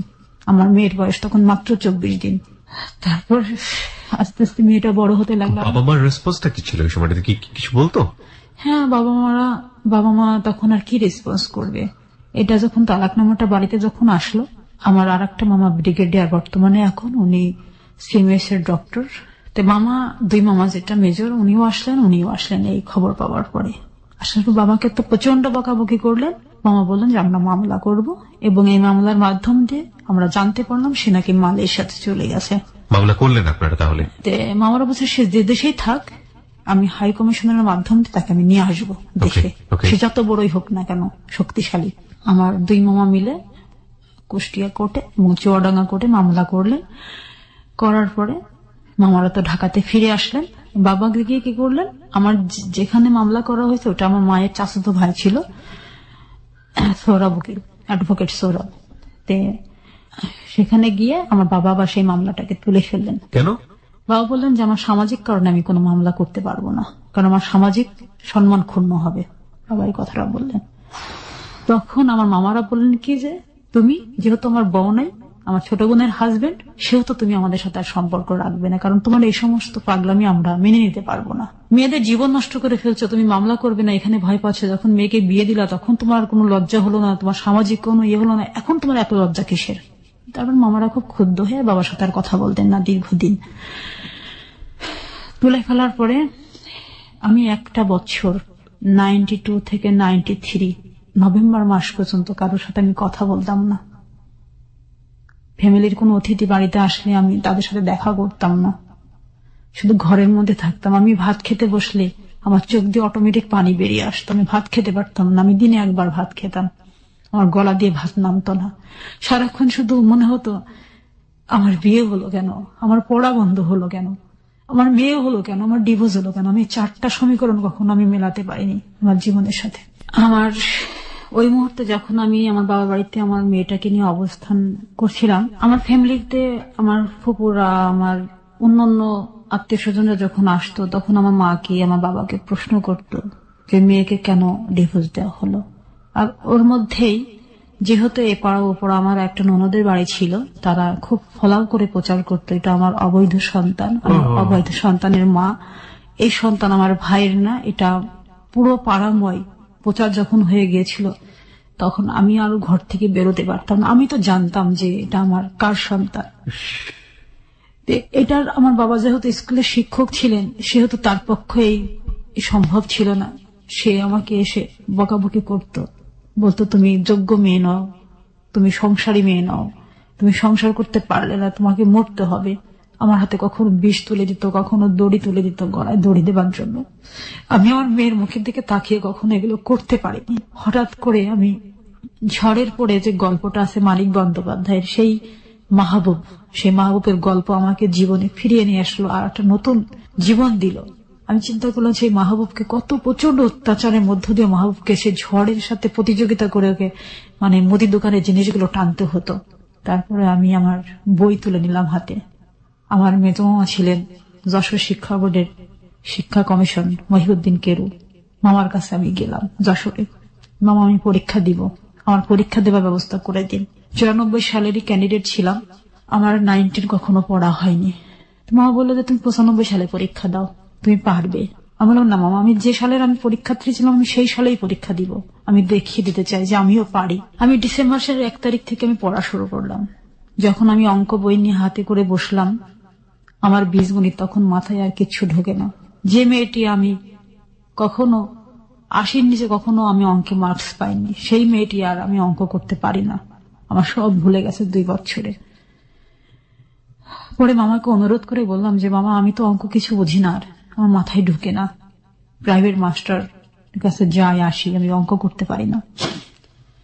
অঙ্ক যখন করতাম তখন আমার সবকিছু ওই 2 বছরে যে গত 3 বছরে যে 91 থেকে যে 93 লাস্ট পর্যন্ত ঘটনাগুলি আমার ভেসে আসতো, আমি পারতাম না, কোনোদিন কনসেন্ট্রেট করতে পারতেন না। পরে মামা আমাকে কি করলেন, 135টা পাটিগণিত অঙ্ক আমাকে করে দিলেন, নোট করে দিলেন, আর 5টা সম্পাদ্য। উপবাদ্য আমার মাথায় ঢুকতো না। এই 40টা আইটেম আমি মুখস্থ করেছিলাম A to Z। আমি প্রতিদিন লিখতাম, লিখে যথারীতি আমার পরীক্ষা শুরু হলো মে মাসের 2 তারিখ 1994 সাল। তার আগের দিন ছিল মেয়েদ্বীপ, চুয়াডাঙ্গা গভর্নমেন্ট স্কুল বালিকা বিদ্যালয় থেকে আমি প্রাইভেট পরীক্ষা দিলাম, SSC পরীক্ষা। আগস্টের 2 তারিখ শুক্রবারের রেজাল্ট বের হলো, আমি 2nd ক্লাস পেলাম। This is really amazing যে প্রত্যেকটা ডেট আপনি সবকিছু মনে রেখেছেন কিভাবে। It's very interesting. Okay. তারপরে আমার মার্কশিট আসলো, মার্কশিট আমি দেখলাম, অঙ্কে আমি 35 পেয়েছি, ইংরেজিতে 66 মার্কস পেয়েছি, 70 মার্কের অ্যান্সার দিয়ে ইংরেজিতে ভালো করেছি। সব সাবজেক্টে আমার ছিল, আমার মোট মার্কস হয়েছিল 570। 30 মার্কের জন্য আমি ফার্স্ট ডিভিশন পাননি। আপনার মেয়ের বয়স তখন কত? আমার মেয়ের বয়স তখন মাত্র 2 বছর। কলেজে আমি ভর্তি হলাম, আলমডাঙ্গা ডিগ্রি কলেজ, মানবিক বিভাগে। আমি একটা বছর খুব ভালোভাবে আমার কলেজের জীবনটাতে আমি এনজয় করলাম, পড়াশোনা করছি খুব ভালোভাবে, যে আমার ওইটা আমি পুষিয়ে নিব, আমি এবার স্টার মার্কস পেয়ে আমি উত্তীর্ণ হতে চাই। এই সময়টাতে পরিবার থেকে বাধা আসতো না, কারণ ওই যে বাবা তো আপনাকে বৃত্তি পরীক্ষা দিতে দিত না। না, ওই সময় মামারা খুব গালাগালিজ করার পরে চাচাদের উদ্দীপনে আমি আবার পড়াশোনা শুরু করি, তখন বাবা মেনে নিতে বাধ্য হয়। আচ্ছা। তারপরে আমার মেয়েটাকে আমার বাবা মা খুব যত্নে পালন করতে লাগলো, যেহেতু তাদের প্রথম নাতি। তারা খুব ভালোবাসতো আমার মেয়েকে, আমার মেয়েকে কোনোদিন কষ্ট দেয়নি। ওকে। আমি যখন কলেজে ভর্তি হলাম, হওয়ার পরে কলেজে যখন পড়াশোনা করি, এই কলেজে পড়াকালীন আমি একটু খেলাধুলা মনা এবং সাংস্কৃতিক মনা ছিলাম। এই সাংস্কৃতিক অঙ্গনে যখন আমি পা ফেললাম, তখন আমার বাবা আমার প্রতি আবার বিরোধ হয়ে গেলেন। আমার পড়াশোনাটা সেখানে আবার স্টপ হয়ে যায়। কি ধরনের? যে তুমি আর কোনো কিছুতে অংশগ্রহণ করতে পারবে না, পড়াশোনা। সাংস্কৃতিক অঙ্গন বলতে আপনি কি ধরনের, কিসে পার্টিসিপেট করলেন? খেলাধুলাতে? আমি যেমন দাবা খেলতাম, হ্যান্ডবল খেলতাম, খুব ভালো ব্যাডমিন্টন খেলতে পারতাম। আচ্ছা আচ্ছা। তারপরে আমি এইগুলো বাবার কানে যখন গেল, তখন বাবা আমাকে বললাম তোমার কলেজ যাওয়া বন্ধ। তখন বলতাম যে তোমার ভাইরাও তো কলেজে যায়, ফাংশন করে, আমি করলে সমস্যা কি? তো বলতে যে তোমার সমস্যা আছে, মেয়েদের এত স্বাধীনতা ভালো না। ওকে। আমি চুপ করে যেতাম, প্রতিবাদ করার মতো ভাষা বা সাহস তখন আমার জন্মেনি। যাই হোক, অগ্রহায়ণের শেষে যখন পৌষ শুরু হতো, পৌষ মেলা হতো, পৌষ মেলায় আমি আমার প্রথম বইটা বের করি, 12 মাসের ছড়া। মানে আপনি বাসায় বসে বসে ছড়া লিখতেন? হ্যাঁ, ছড়া, কবিতা, গল্প লিখতাম। ওই সময় গ্রামগুলিতে অনেক পালা গানের আসর বসতো, যাত্রা আসর বসতো। ওই সময় আমার বইটা যখন আমি করলাম, তখন বাবা আরো খেপে গেলেন। আমার সেই 12 মাসের ছড়ার বইটা যখন আমি অনেক আনন্দ নিয়ে আমি বাড়িতে নিয়ে আসি, আমার বাবা সেই বইটা তাৎক্ষণিক পুড়িয়ে দিলেন। আমার বাজারে কোনো বই থাকবে না, আমার কোনো লেখার বই থাকবে না। সেটা আমার আর একটি স্বপ্নে সেদিন মৃত্যু দিন ছিল। এমনকি সেই পাণ্ডুলিপিগুলো আমাকে পুড়িয়ে দেওয়া হলো। সেই পাণ্ডুলিপি আমি আর জন্ম নিতে পারিনি। প্রথম বইয়ের মৃত্যু আমার এভাবে হলো। তারপর আমার জিদ জন্ম হলো ভিতরে, আমি একদিন লিখিয়ে হব, আমার বই আসবে বাজারে, এটা আমি দেখাবো। এটারও একটা অন্যতম কারণ ছিল আমার পড়া বন্ধ হবার। 94 থেকে 99 পর্যন্ত আমি আর ইন্টারের বই হাতে করতে পারিনি, কলেজে যেতে পারিনি। আমাকে ঘর কেন্দ্রিক করা হলো, আমার মেয়েটাকে আমার কাছ থেকে নিয়ে নেওয়া হলো। আমার মেয়েকে আমি দুধ খাওয়াতে পারতাম না, আমার মেয়েকে বুকে নিয়ে আমি ঘুমাতে পারতাম না। আমার বাবা একটা কথাই বলতো, তুমি ব্যর্থ, তোমার কোনো কিছুর যোগ্যতা নেই, তুমি মানুষ হিসাবে ব্যর্থ, তোমার মরে যাওয়াই ভালো। প্রতিবার ঈদ আসতো বাড়িতে, সব ভাই বোন ঈদের কাপড় পেত। আমার স্বামী ছিল না বিধে আমি কোনোদিন নতুন ঈদের কাপড় পাইনি। দীর্ঘ 5 বছর আমি কাটিয়েছি পুরানো জামা পরে। আমার বাবার সামর্থ্য ছিল, সব ছিল, তারপর আমাকে দেওয়া হয়নি। শুধু আমি সংসার করতে পারিনি এই জন্য, শুধু আমি স্বামীকে ধরে রাখতে পারিনি এই জন্য। এটাই ছিল সবচেয়ে বড় অপরাধ আমার। এভাবে যখন 99 পর্যন্ত আমার জীবন থেকে চলে গেল 5টি বছর, তখন আমি ইচ্ছা করে আমি সাদা থান পড়তাম আমার দাদির কাছ থেকে। আমার সাদা দাদির সেই থান নিয়ে আমি 5 বছর থান পরে আমি কাটিয়েছি। এটা পড়ার আর একটা কারণ ছিল, আমার ছোট বোন যেটা ইমিডিয়েটলি ছিল সেটা ঝিনেদায় বিয়ে হয়েছে। ওই বোনটার বিয়ের দিন আমার বাবা আমাকে ডেকে বলেছিল, তুমি বিয়ের কোনো জিনিস ধরবে না, আমার মেয়ের জীবনটা নষ্ট হয়ে যাবে। সেদিন আমি খুব কষ্ট পেয়ে আমি বাড়ির ঝাড়ের নিচে, আমাদের বাড়িতে একটা বাঁশের বাগান ছিল, বাগানে গিয়ে আমি বসেছিলাম, প্রচুর কেঁদেছিলাম। সেদিনকে থেকে আমি রঙিন কাপড় পরে পড়া বন্ধ করে দিয়েছিলাম। এটা 1995 সালের 29শে মে। তারপরের থেকে আমি আর কোনোদিন 99 সাল পর্যন্ত আমি রঙিন কাপড় পরিনি। 99 সালে ছোট মামা যখন ফের আমাদের বাড়িতে আসলেন, দীর্ঘ একটা মান অভিমানের পরে মামা এসে বাবাকে খুব রাগারাগি করলেন, বলে ওকে পরীক্ষা দেওয়া হোক, ও পরীক্ষা দিবে, ভালো রেজাল্ট করবে। 99 সালের মে মাসে আমার ইন্টার পরীক্ষায় আমি অংশগ্রহণ করলাম। মাত্র 4 মাস আবার পড়াশোনা করলাম, রাত দিন খেটে পড়াশোনা করে আমি 2nd ক্লাস পেলাম ইন্টারে। ডিগ্রিতে ভর্তি হলাম আমি বিএসএস গ্রুপে, সমাজ বিজ্ঞান রাষ্ট্রবিজ্ঞান সাবজেক্ট নিয়ে আমি ভর্তি হলাম। বিএ ফার্স্ট ইয়ারে যখন আমি কুষ্টিয়া গভর্নমেন্ট কলেজে ক্লাস করি, প্রতিদিন ট্রেনে যেতাম, সকালের ট্রেনে, আমি বিকালের ট্রেনে ফিরে আসতাম ক্লাস করে। মেয়েটা বাসায় থাকতো, আমার মায়ের কাছে, আমার বোনদের কাছে থাকতো। মেয়ে তো তখন বড় হয়ে গেছে, বাবার কথা বলতো না? না, কখন বাবার কথা জিজ্ঞাসা করিনি। বাবার কোন স্মৃতি ওর তো জানা নেই সেই সময় পর্যন্ত, না, ওর তো কিছু জানা নেই।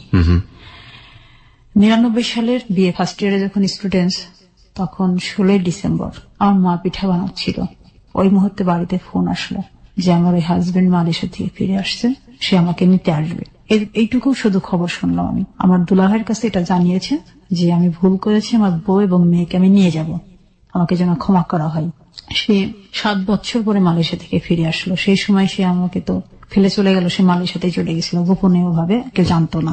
তারপরে সে 17 ডিসেম্বরে সকাল 10টায় আমাদের বাড়িতে আসলো। আসার পরে আমার বাবা আমাকে বলল তোমাকে যেতে হবে। আমি বললাম আমি যাব না।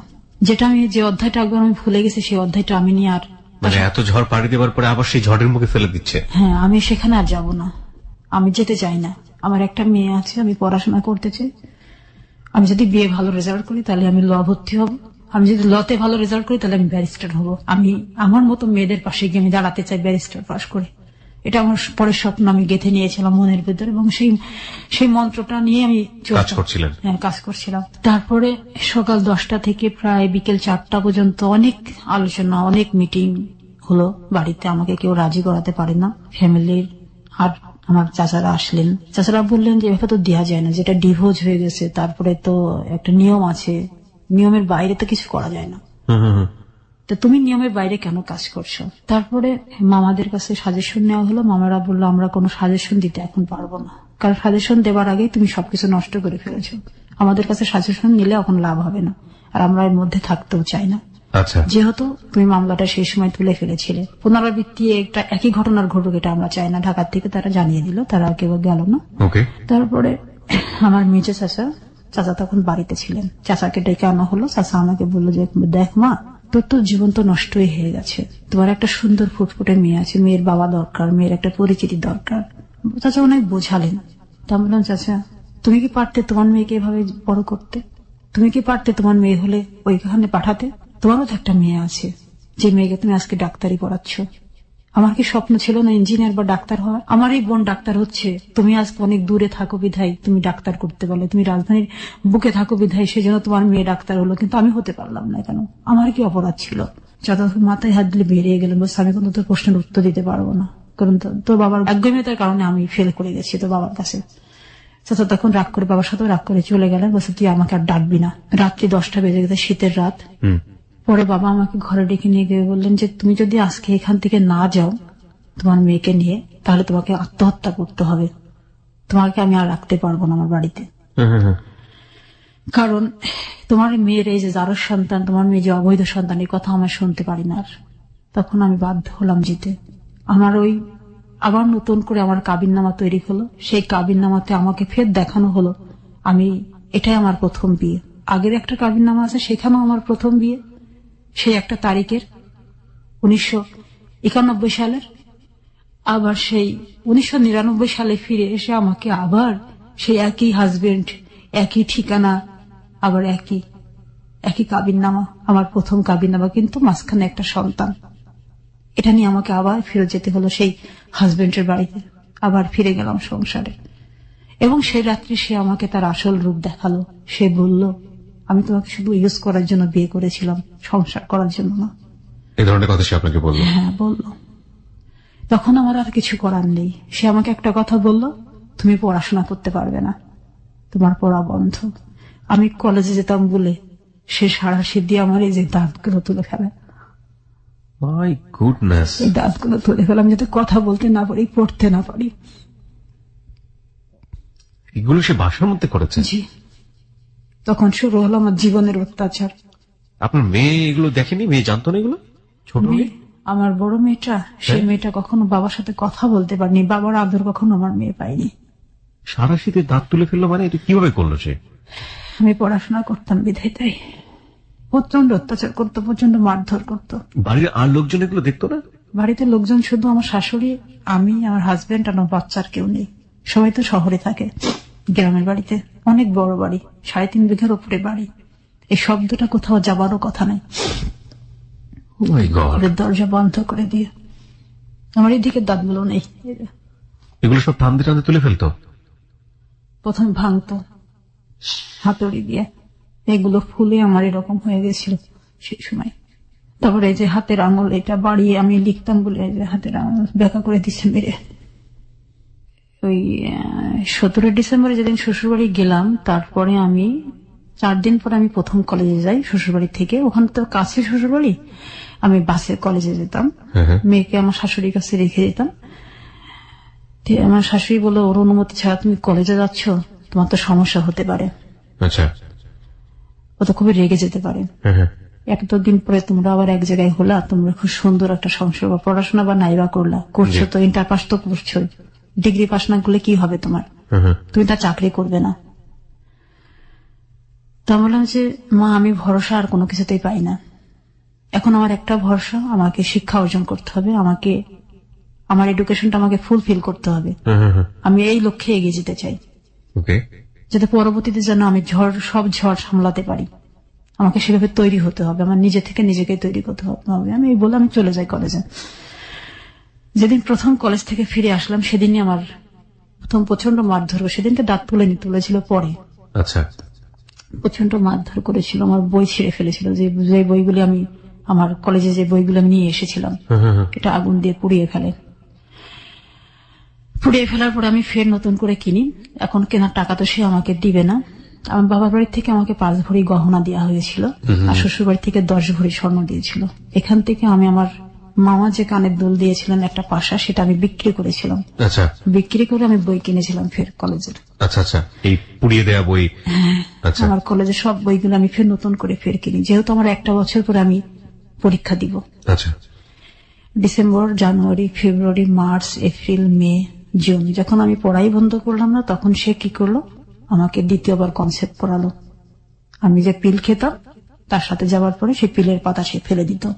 আমার পিলের পাতা কোনোদিন আমি ফুলফিল করতে পারতাম না। আচ্ছা আচ্ছা, মানে আপনার পড়াশোনা বন্ধ করার জন্য দ্বিতীয়বার কনসেপ্ট করালো জুন মাস এটা। আচ্ছা। আমি কনসেপ্ট করলাম। কনসেপ্ট করার পরেও আমি পড়াশোনা করতাম নিয়মিত, ঘরে বসে বই পড়তাম। সে তো সারাক্ষণ বাইরে থাকতো, বাইরে ড্রিঙ্কস করে বেড়াতো, পাখি মেরে বেড়াতো, বিভিন্ন মেয়েদের সাথে ফুর্তি করে বেড়াতো। তার জীবনের ইতিহাসগুলো এগুলি ছিল, খুব ডেঞ্জারাস টাইপের ছিল তো, এবং তাকে দেখে সবাই ভয় পেত। আর আমার যে মেয়েটা আমি সাথে করে নিয়ে গেলাম, আমার বড় মেয়ে, ও যখন ওখানে দিন যাপন করতো আমার সাথে, ও বাবাকে দেখে খুব ভয় পেত, বাবার সামনে কখনো যেত না, কথাও বলতো না, আর ওকে কখনো বাবা আদরও করেনি ওকে। ও তখন বাবার আদর কি জিনিস জানতো না, বাবা বলে ডাকতো না, ভয় পেত। ও দাদির কাছে বেশি থাকতো, দাদি ওকে খুব ভালোবাসতো, ফুবুরা ভালোবাসতো। তো এভাবে আমাদের মামের দিন যাচ্ছিল। ও বাবা যখন থাকতো না তখন ও আমার কাছে আসতো, এবং বাকিটার সময় কাজের মেয়ে এবং দাদি এদের সাথেই সময় কাটাতো। আর এইভাবে আমার প্রতি অত্যাচার চলতো। দ্বিতীয় কনসেপ্ট হওয়ার পরে আমি ওই বেবিটা আমার ভিতরে বাড়তে থাকে আস্তে আস্তে।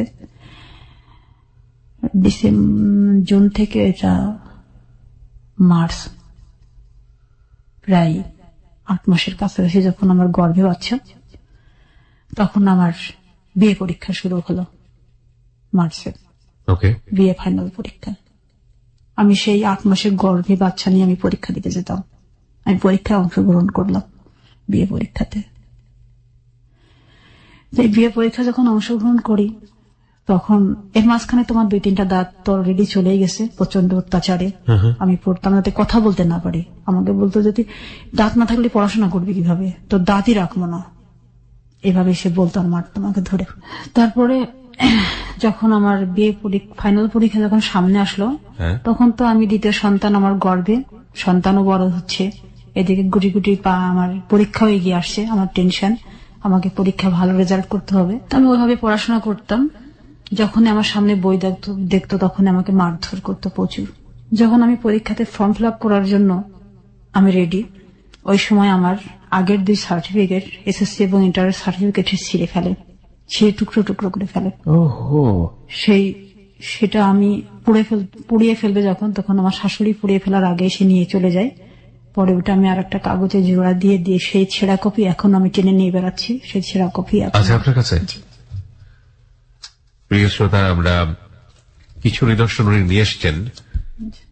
মাই গুডনেস, একটু আমার কাছে দিবেন? ওহ গড, প্রত্যেকটা ছেঁড়া, এবং এটা আপনি অবস্থায় জোড়া দিয়ে লেমিনেটিং করেছেন না, নিচে একটা পাতা দিয়ে আপনি আঠা দিয়ে লাগিয়েছেন। এটা মানুষ কতটা অসহায়, আজকের এই জীবনের গল্প না শুনলে আমি ঠিক বুঝতে পারতাম না। ওনার সার্টিফিকেট গুলো আমার 2 হাতে 2টা সার্টিফিকেট। 1994 সালের মাধ্যমিক স্কুল সার্টিফিকেট পরীক্ষায় সমাজ বিজ্ঞান শাখায় 2য় বিভাগে উত্তীর্ণ হয়েছে। বাহ, এখানে উনি যশোর বিভাগ থেকে পরীক্ষা দিয়েছেন সেটাও উল্লেখ আছে। এখানেও উনি হায়ার সেকেন্ডারি স্কুল সার্টিফিকেট, এটা ইংলিশে, প্রত্যেকটা টুকরো টুকরো করে ছেঁড়া, এবং উনি নিচে কাগজ দিয়ে আঠা দিয়ে লাগিয়ে পরবর্তীতে লেমিনেটিং করেছেন। বলুন তারপরে আমি পরীক্ষাতে অংশগ্রহণ করবই, আমার এটা প্রতিজ্ঞা, দৃঢ় প্রতিজ্ঞা। পরীক্ষা অংশগ্রহণ করলাম। ইংলিশ বাংলা পরীক্ষা দুটো আমি খুব ভালো দিলাম। Degree final? জি, ডিগ্রি ফাইনাল। আমার মেয়ে আমার গর্ভে, ছোট মেয়ে, 8 মাস তখন চলে, আর 1 মাস পরে আমার ডেলিভারি। পরীক্ষা শেষ করতে পারবো কিনা জানি না, যেহেতু তার লং টাইমে পরীক্ষাটা তাওয়াক্কাল তো আল্লাহ, আপনি দিয়ে যাচ্ছেন। দিয়ে যাচ্ছি। ওকে। আমার সমাজবিজ্ঞান যখন ফার্স্ট পার্ট পরীক্ষা দেওয়া হয়ে গেল, সেকেন্ড পার্ট পরীক্ষার সামনে 7 দিন পরে আমি সমাজবিজ্ঞানের সেকেন্ড পার্ট বই নিয়ে আমি ঘরে বসে পড়ছিলাম। রাত্রি তখন 10টা বাজে। উনি ফিরে আসলেন। ফিরে এসে আমার হাতে বই দেখার পর, বাড়িতে আমার শাশুড়িও ছিলেন না, উনি চিটাগং গিয়েছিলেন, তো বাড়িতে কেউ নাই, আমি আমার মেয়ে আর কাজের মেয়ে, আর কেউ নাই। মেয়ে তো কাজের মেয়ের সাথে ঘুমিয়ে গেছে। বাড়ি ফিরে আমার যখন দেখলো বই হাতে, তখন আমার পেটে 2টা লাথি মারলো, আমার এই ভরা পেটে। আমি খাট থেকে পড়ে গেলাম। আমার মুখে ঘুষি মারলো, নাক দিয়ে রক্ত বেরিয়ে গেল। সে বেরিয়ে ঘরে তালা মেরে, গেটে তালা মেরে সে ওই রাতে বেরিয়ে যায় বাড়ির থেকে। কোথায় যায় এটা জানি না। আমি ভোর পর্যন্ত ভেবে পড়েছিলাম। আমার মেয়ে আর কাজের মেয়েটা শুধু শব্দ শুনেছিল। ও পাশের ঘরের থেকে ওরা 2জন আসে। আসার পরে আমাকে ওই অবস্থায় দেখে, রক্ত বেরোনো দেখে ও ভয় পেয়ে যায়, কান্নাকাটি করতে থাকে। তখন ওর পাশে যে আমার চাচাতো ভাসুরা ছিল, ওরা দৌড়ে আসে, ঘেরের দরজা বন্ধ, প্রাচীর টপকিয়ে আসে, তালা ভাঙে ওই রাত্রে। তালা ভেঙে তারপরে আমাকে ডাক্তারখানায় নিয়ে যায়। আমি অ্যাডমিট হই। 4 দিন আমি হাঁটতে পারতাম না আমার পেটে লাথি মারার কারণে। পরে তহমিনা যে আমাদের ফ্যামিলির ডাক্তার, সে বলল যে বাচ্চা উল্টে গেছে, ভিতরে বাচ্চা ডিফেক্ট হয়ে গেছে। আমি আমার পরীক্ষা দিতে পারিনি। আমার হাঁটা চলা বন্ধ হয়ে গেল। ডাক্তার বলল যে তুমি পরীক্ষা চাও না জীবন চাও? তা আমি বললাম আমার পরীক্ষাটা খুব ইম্পর্টেন্ট, আমার পরীক্ষাটা আমি দিতে চাই, আমি বেডে শুয়ে হলো পরীক্ষা দিব। তুমি কি পারবে? আমি বললাম আমাকে পারতেই হবে। আমি পরীক্ষার হলে গেলাম। হলে যাবার পরে ওই পরীক্ষাটা তো আমার 7 দিন পরে ছিল, আমি দিয়ে দিলাম। পরীক্ষাটা খুব ভালো আমি দিতে পারিনি। তারপরে আমার ব্লিডিং শুরু হয়। শুরু হওয়ার পরে আমি আর যেতে পারিনি। তারপরে আমি আমার মায়ের বাড়িতে চলে আসি। আমার পরীক্ষা ওই জায়গায় স্থগিত হয়ে গেল। আমার স্বপ্নের অধার হয়ে থাকলো, আমার বিয়ে পাশ করা আরো হলো না। তারপরে আমি চাষির কাছে ট্রিটমেন্টে থাকলাম। থাকার পরে মেয়েটা 1 মাস অতিরিক্ত হয়ে গেল পেটের মধ্যে, আর ডেলিভারি আমার পেন আসে না। মেয়েটা ভিতরে মল ত্যাগ করে ফেলছে। যেখানে 9 মাসের বাচ্চা হওয়ার কথা, সেখানে 10 মাস হয়ে গেছে। ও কোন রকম বেঁচে আছে ভিতরে। পরে চাষিমা 7 ঘন্টা, আল্ট্রাসাউন্ড রিপোর্টে ওটা 7 ঘন্টার মধ্যে যদি ডেলিভারি না হয়, মা মেয়ে দুজনাই পৃথিবী ছেড়ে চলে যাওয়ার সম্ভাবনা আছে। এই রিক্সে চাষিমা আমাকে ডেলিভারি করালেন। ডেলিভারি করানোর পরে মেয়েটা হলো আধমরা একটা মেয়ে।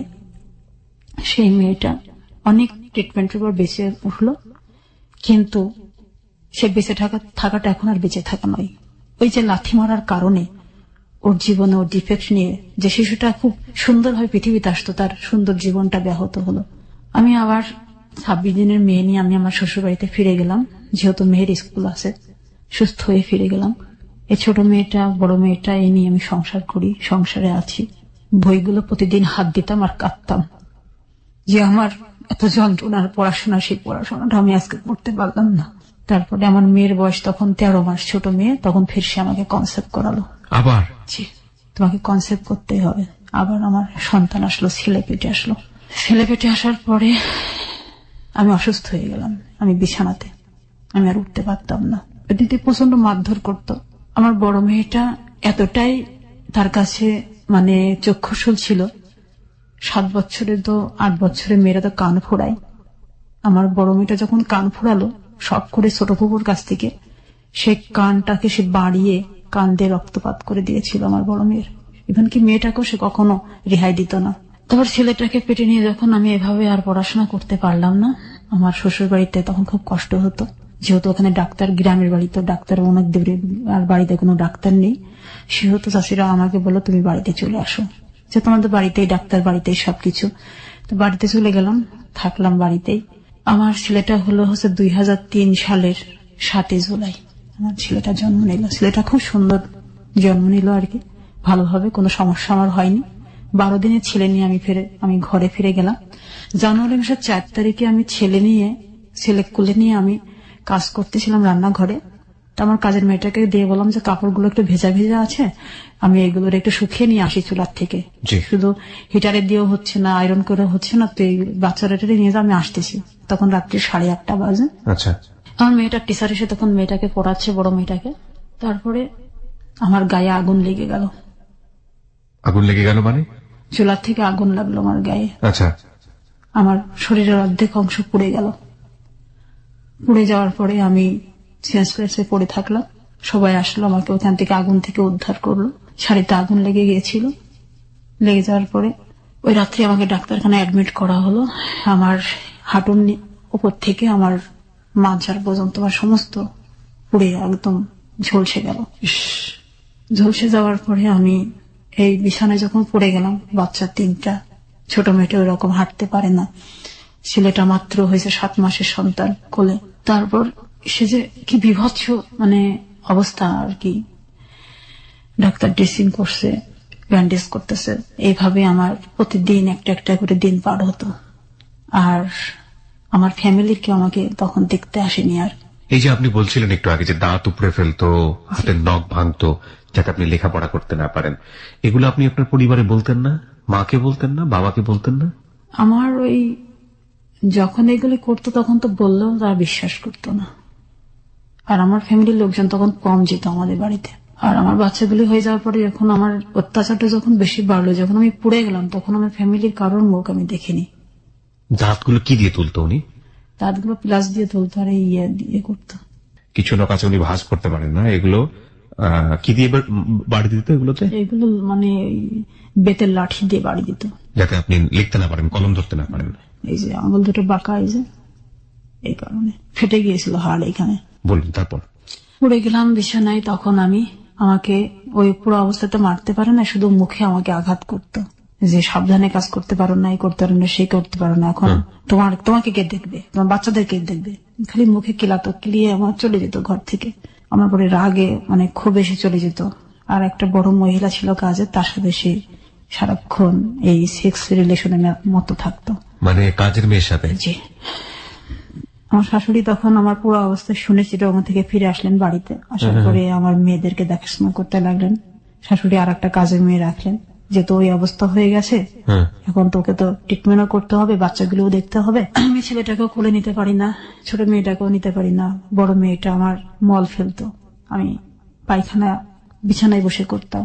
বড় মেয়ে সেবাটা দিত? আমার বড় মেয়ে আর একটা কাজের মেয়ে। আমার বড় মেয়ে তখন ক্লাস 6 এ। আমার এই বড় মেয়েটা আমার জন্য তার 1 বছর লস দিল। 6 এ ওর পড়াশোনাটা হয়নি। ওর চোখে যখন পানি দেখতাম তখন আমার খুব কষ্ট হতো। নিজের প্রতিচ্ছবি দেখতে পেতেন? আমি তখন আমি বলতাম যে আম্মু, তুমি আমাকে ক্ষমা করে দিও, আমি চাইনি তোমার পড়াটা বন্ধ হোক।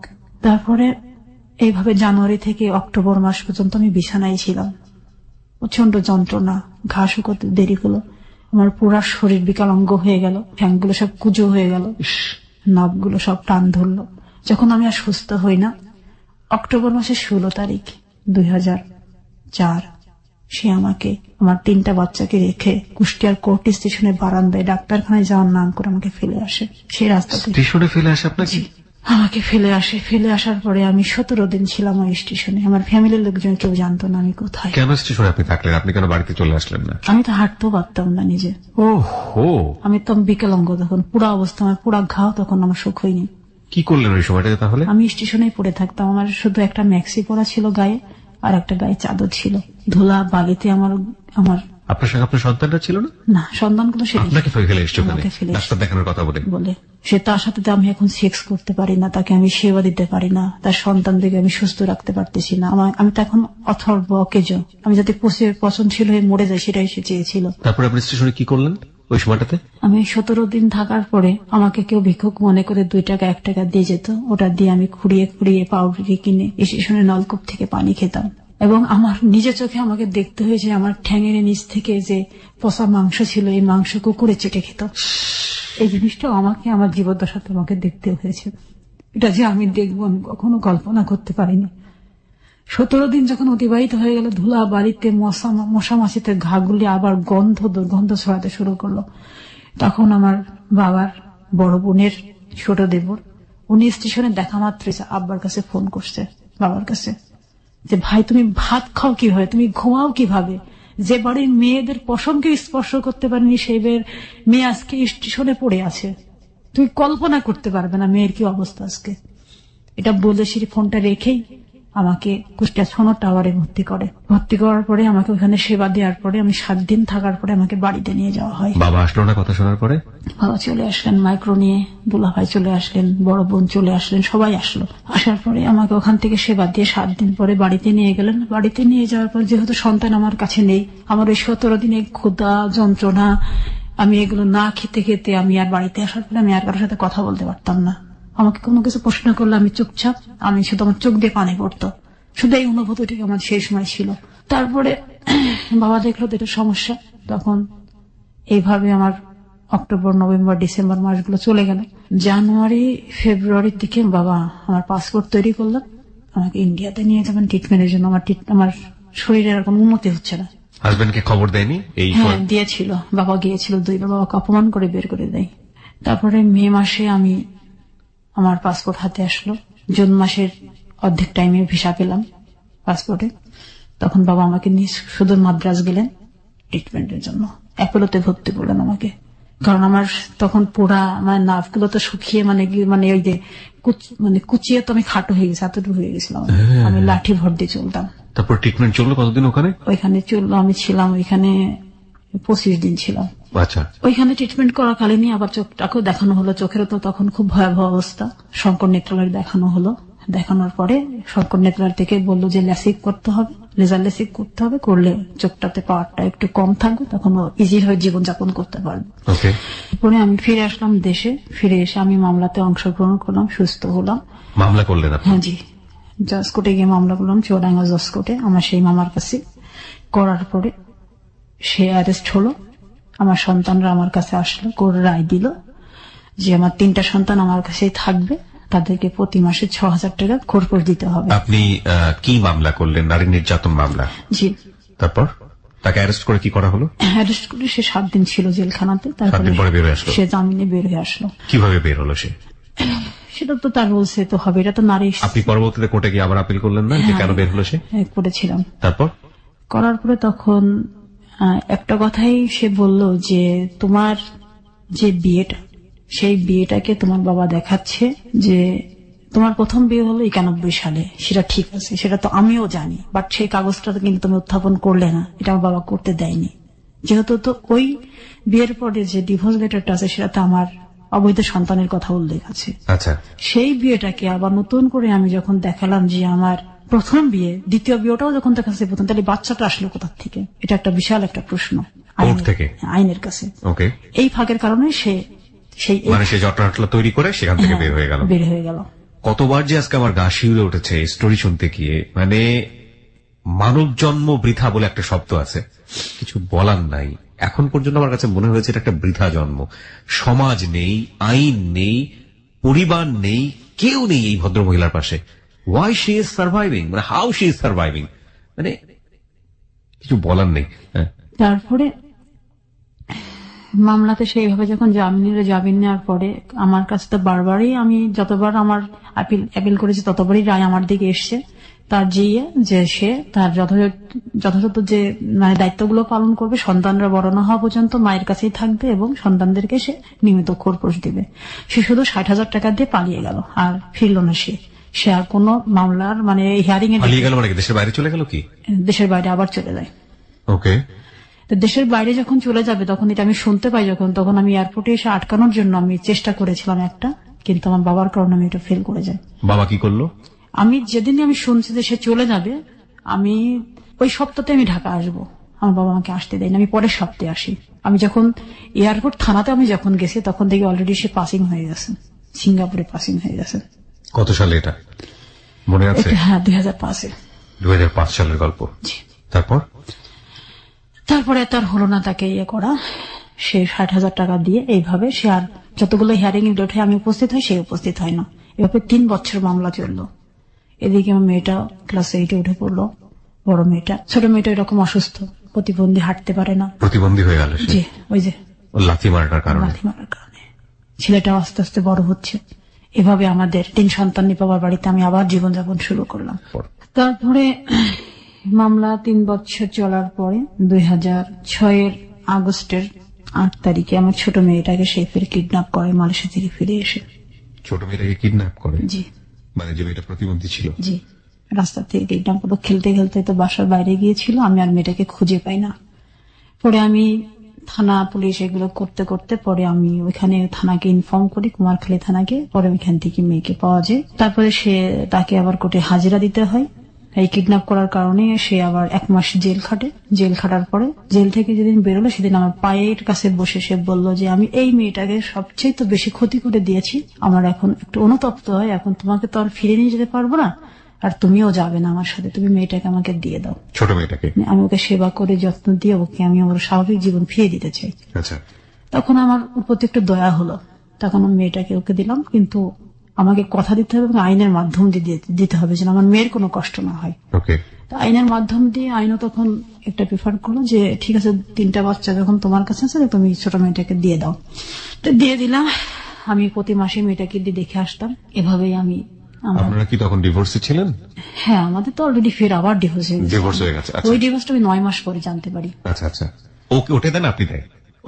ওই দেয় আবার দেয়। আচ্ছা, একই হাজবেন্ডের কাছ থেকে দুইবার ডিভোর্স, 2বার বিয়ে। এটা ইতিহাসের একটা বিরল। ওকে, বলুন। তারপরে বড় মেয়েটার এসএসসি পরীক্ষা শুরু হবে 8 সাল 2008-এ। বড় মেয়েটা হঠাৎ করে বেঁকে বসলো, আমি পরীক্ষা দিব না। আমি অনেক বুঝালাম, তুমি আমার যন্ত্রণাগুলি দেখেছো আমার সাথে, একসাথে পাড়ি দিলাম আমি আর তুমি আমার কম যন্ত্রণা দেখোনি। কিন্তু তোমাকে বড় হতে হবে, মানুষ হতে হবে, তোমাকে নিজের পায়ে দাঁড়াতে হবে। আমি কখনোই ভাববো না যে তুমি একটা শুধু মেয়ে, তুমি একজন মানুষ, তুমি মানুষের মতো মানুষ হয়ে থাকবে এই পৃথিবীতে, এবং সেভাবেই তোমাকে সংগ্রাম করতে হবে। যেহেতু তোমার বাবা নেই, তোমার বাবা থেকেও আজকে নেই। তো কি মানে ও কি করলো? ও তখন বললো যে আমাকে নিজে খুব অসহায় মনে হয় আজকে। আমার মনে হয় কি আমার জন্মটা আসলে না হলেই ভালো হতো, তুমি আমাকে তখন মেরে ফেললে না কেন? আমার মেয়ের একটাই কোশ্চেন ছিল। তারপরে আমার যে টিচারের হাত ধরে আমার লেখালেখিতে আসা সেই আপা খুবই ভালো বোঝাতে পারতেন বাচ্চাদেরকে। সে আমার শিক্ষাগুরু মালিকা বেগম, তার কাছে নিয়ে গেলাম বোঝানোর জন্য। সেই ম্যাডামের কথা আমার মেয়ে রাখলো না।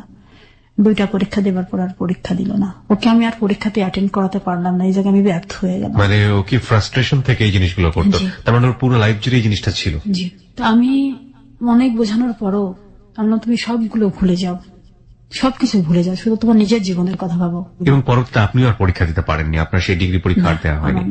আর তখন মেয়েটা আমার সাথে খুব খারাপ আচরণ করলো। একদিন আমার এই মেয়ে আমার মুখে একটা চড় দিয়ে দিল। সেদিন আমার মনে হলো আমার পৃথিবীতে বেঁচে থাকাই আজকে অর্থহীন, এই পড়ার কথা বলার কারণে। বাবার যে রক্তটা ওর ভিতরে বইছে, এটা ও মেয়ে তাই কি, ওর মধ্যে একটা সেই বাবার তেজস্বী ভাব আমি দেখলাম।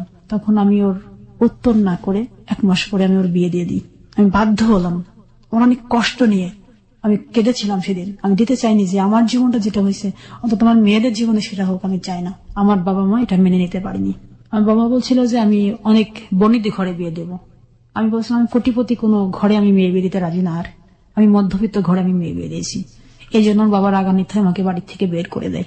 পরে মেয়ের হাজবেন্ড আমাকে সহ আমার ছেলেকে সহ বগুড়া ক্যান্টনমেন্টে আমাদেরকে নিয়ে যায়।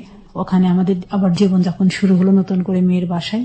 আমি বগুড়াতে 6 মাস ছিলাম মেয়ের কাছে থাকার পরে মেয়ে ফের আরেকটা রাব ব্যবহার করলো আমার সাথে। আমি ছেলেটাকে নিয়ে বের হয়ে চলে আসলাম মেয়ের বাসা থেকে। আবার অনিশ্চিত একটা পথ, যে পথের সাথে আমার কেউ নেই। ছেলেটাকে নিয়ে ঢাকাতে আসলাম। মা ও শিশু বিভাগ নামে একটা ঢাকাতে যে শিশুপল্লী যেটা আছে, ওইখানে একটা সার্কুলার দেখে খালামা পদে যে আমি যদি ওখানে চাকরি পাই ছেলেটাকে নিয়ে ওখানে জীবনযাপন করবো।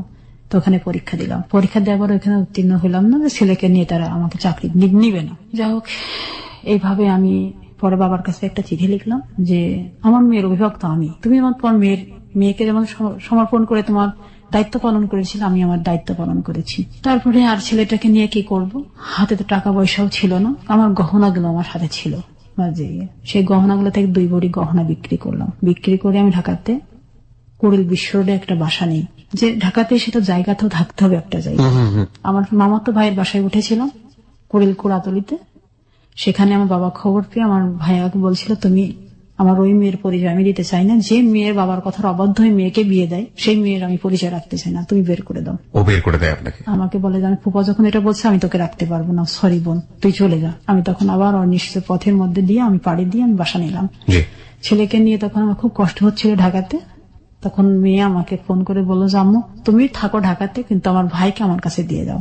আমি চাই না আমার ভাইয়ের ভবিষ্যৎ নষ্ট হয়ে যাক রাস্তায় থেকে, আমি বাবার কাছে দিয়ে আসবো। যেহেতু বাবার সন্তান, বাবার অনেক সম্পত্তি আছে। সে তখন আমি বললাম না যে আমার ছেলে আমি মানুষ করব, আমি কাউকে দিব না। পরে আমি ছেলেটাকে আর দিলাম না, না দিলে তা বাবা নিজের ভুল বুঝতে পেরে তাই আমাকে আবার ঢাকাতে এসে খোঁজ খবর নিয়ে আমাকে নিয়ে গেল বাড়িতে।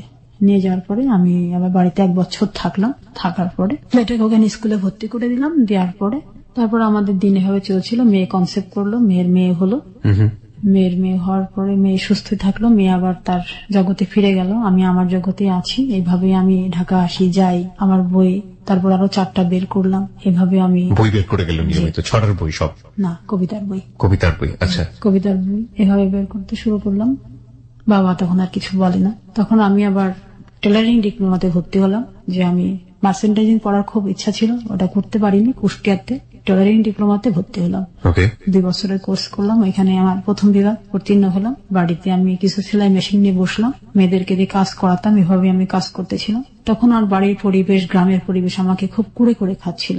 সবাই একই কোশ্চেন, এতবার কেন তার জীবনে এগুলি ঘটে, সেই কি ঠিক না, সেই কি সঠিক না? যখন এই প্রশ্নগুলো সবাই আমার সামনে উত্থাপন করতো তখন আমার খুব কষ্ট হতো। ছেলেকে রেখে আমি ঢাকাতে আবার পাড়ি দিলাম 10 জানুয়ারি মাসে। আমার কাছে তখন আবার টাকা নাই হাতে। এই পাড়ি দেওয়ার আরেকটা অন্যতম কারণ ছিল, আমি গণশিক্ষাতে একটা চাকরি নিয়েছিলাম দুস্থ মেয়েদেরকে সেলাই প্রশিক্ষণ দেওয়ার জন্য। গণশিক্ষা থেকে একটা সার্কুলার হয়েছিল। তো আমি এই যখন চাকরিতে আমার পায়ে হেঁটে গ্রামে গ্রামে গিয়ে আমার মেয়েদেরকে শিক্ষা দিতে হতো। বাড়িতে বাড়িতে গিয়ে সেলাইয়ের উপর আমার প্রশিক্ষণ পিরিয়ড ছিল মাত্র 6 ঘন্টা। এটা আমার বাবা মেনে নিতে পারেনি। ওটাও মেনে নিতে পারেনি না। আমার মেয়ে, সবাই বলবে যে ভাতের অভাবে বেশি মেয়েকে পাঠিয়েছে, এটা আমি শুনতে কারোর কাছে রাজি না। আমার বাবা এটা কথা ছিল। তারপর আমার বাবার কথার অবাধ্য হয়ে আমার এই সন্তানকে কেউ দেখবে না, আমার এই সন্তানকে আমি বুকে নিয়ে ছাতা মাথায় দিয়ে আমি হেঁটে হেঁটে আমি আমার ওই শিশুকে নিয়ে আমি ক্লাস করিয়েছি মেয়েদেরকে। তারপরও আমি ছাড়িনি আমার যে, তারপরও আমি এটা সেই 2007 থেকে 2010 পর্যন্ত আমি এভাবে চালিয়েছি। 3 বছর চালানোর পর আমি ঢাকায় এসছি, ছেলেকে রেখে আসলাম বাবা মায়ের কাছে। ঢাকাতে আসলাম, আসার পরে আমি ঢাকায় জীবনযাপন শুরু করলাম, যে আমি আর বাড়ি ফিরবো না। তারপরে আমার মেয়ে আবার আসলো, আসার পরে আমার ছেলেকে বাবার কাছে আমার অনুমতি ছাড়াই দিয়ে দিল। তখন আমি আরো বেশি কষ্ট পেলাম যে আমার ছেলে, সে আমার কাছে জানলো না, সে বাবার বাড়িতে যাওয়ার বেড়ানোর নাম করে যায়, বাবার কাছে দিয়ে চলে গেছে। পরে আমাকে ফোন করে বললো, আম্মু আমি রাজকে কিন্তু দিয়ে এসছি, তুমি আর রাজকে আনতে যাবে না, তোমার জীবন তোমার কাছে, আমাদের জীবন আমার কাছে, আমাদের কাছে। এটা আমার বড় মেয়ে বললো? হ্যাঁ, বড় মেয়ে বললো। সেদিন আমি ফোনে সিম চেঞ্জ করলাম। চেঞ্জ করার পরে সেই থেকে আমি 13 সাল পর্যন্ত আমি আমার ফ্যামিলির সাথে আমি কোনো যোগাযোগ রাখিনি। আর মানে সন্তান কারোর সাথে না। আমি খুব কষ্ট পেয়েছিলাম। কেন আমরা বলি মানুষ মূলত একা? তারপরে আমি 3.5 বছর আমি ঢাকাতে জীবনযাপন করেছি একা। ইচ্ছা করলে বিপদে যেতে পারতাম, খারাপ হয়ে যেতে পারতাম, কিন্তু আমি এগুলি কোনোটাই পছন্দ করি না। তারপর আমি যেহেতু ছোটবেলা থেকে দাবা খেলার ছিল, ক্রীড়া পরিষদে গেলাম, দাবাতে অংশগ্রহণ করলাম, আবার দাবা প্রতিযোগিতা শুরু করলাম, নতুন করে আবার দাবার জীবন শুরু করলাম। এখানে আমার রেটিং উঠলো, এখন 1500 রেটিং নিয়ে আমি এখন আছি দাঁড়িয়ে, রেটিং প্রাপ্ত একজন খেলোয়াড়। যে ফিডে বোর্ডে এখন আমার আইডি নাম্বার আছে একটা, গ্রীষে যে ফিডে বোর্ড আছে আমাদের, সেই বোর্ডে আমার আইডি আছে, আমার নাম আছে। বাংলাদেশ গেমসে 13 সালে আমি অংশগ্রহণ করেছি। এভাবে আমি খেলার জগৎগুলোতে এখন আমি এনজয় করি এবং খেলাধুলা করি এবং বই করছি। এর মাঝখানে একটা কথা বলা হয়নি, সেটা হচ্ছে আমি পেন্সিল স্কেচ করি, ছবি আঁকি। এগুলি আমার নিজস্ব একটা জগৎ। এই জগৎটা নিয়ে আমি এখন বর্তমানে দিন কাটাই। এভাবেই আপনার সময় চলে যায়? হ্যাঁ, সময় চলে যায় এভাবেই। যেহেতু আর মেয়েটাকে বিয়ে দিলাম, মেয়ে নিজের সংসার করছে। ছোট মেয়েটা 13 সালের জানুয়ারি মাসের বাবা হঠাৎ করে মারা গেল, এটা আমি জানতাম না। জানুয়ারি 25 তারিখে সে মারা গেছে। তারপর আমার ওই 2 ছেলে মেয়ে তখন একা, ওই বাড়িতে কে দেখবে, তার সৎ মা। তখন ওর বাবাজি আমার সন্তানদেরকে আমাদের বাড়িতে নিয়ে আসে। নিয়ে আসার পরে আমি তখনও তো আমার ফ্যামিলি ছাড়া কেউ জানে না আমি কোথায় আছি, ঢাকাতে আছি, এটা সবাই জানে। পরে আমার এক ফ্রেন্ড, আমরা একসাথে পড়তাম, ওরও বই বের করে ও বইমেলাতে এসেছিল, 14 বইমেলা, ফেব্রুয়ারি মাসের 27 তারিখ। ও আমাকে বলল যে তোর সন্তানের তো বাবা মারা গেছে, সন্তানরা খুব খারাপ অবস্থা, তুই বাড়ি যা। চাচা আমাকে বারবার বলেছে তুই বাড়ি যা। তখন আমি তারপর বাড়িতে ফিরে গেলাম। ছেলে তো আমাকে পেয়ে, আম্মু তুমি আর কখনো আমাকে ফেলে যাবে না, আমি তোমাকে কোনোদিন ভুলতে পারিনি আম্মু। আমার যে 2টা মেয়ে। কত বছর পরে গেলেন? 3.5 বছর পরে। কোনো যোগাযোগ ছিল না? আমার এই ছেলে আমার দরদটা সবচেয়ে বেশি বোঝে। আমার যে মেয়েটা বোঝার কথা, আমার যে বড় মেয়েটা আমার যন্ত্রণাগুলি দেখেছে, সেই মেয়েটা কিন্তু বোঝে না। ছেলে এখনো সেই কুষ্টিয়াতে আছে? না, আমার মায়ের কাছে আছে, চুয়াডাঙ্গাতে। আপনি ঢাকাতে আছেন, আমি ঢাকাতে আছি। এইরকম যাযাবর জীবন চলছে আপনার? যাযাবর জীবন চলছে। কটা বই বের হয়েছে আপনার এখন পর্যন্ত? আমার এখন পর্যন্ত 12টা বই বেরিয়েছে। আর আপনি দাবা নিয়ে কোন ধরনের কোন সংগঠনের সঙ্গে জড়িত আছেন?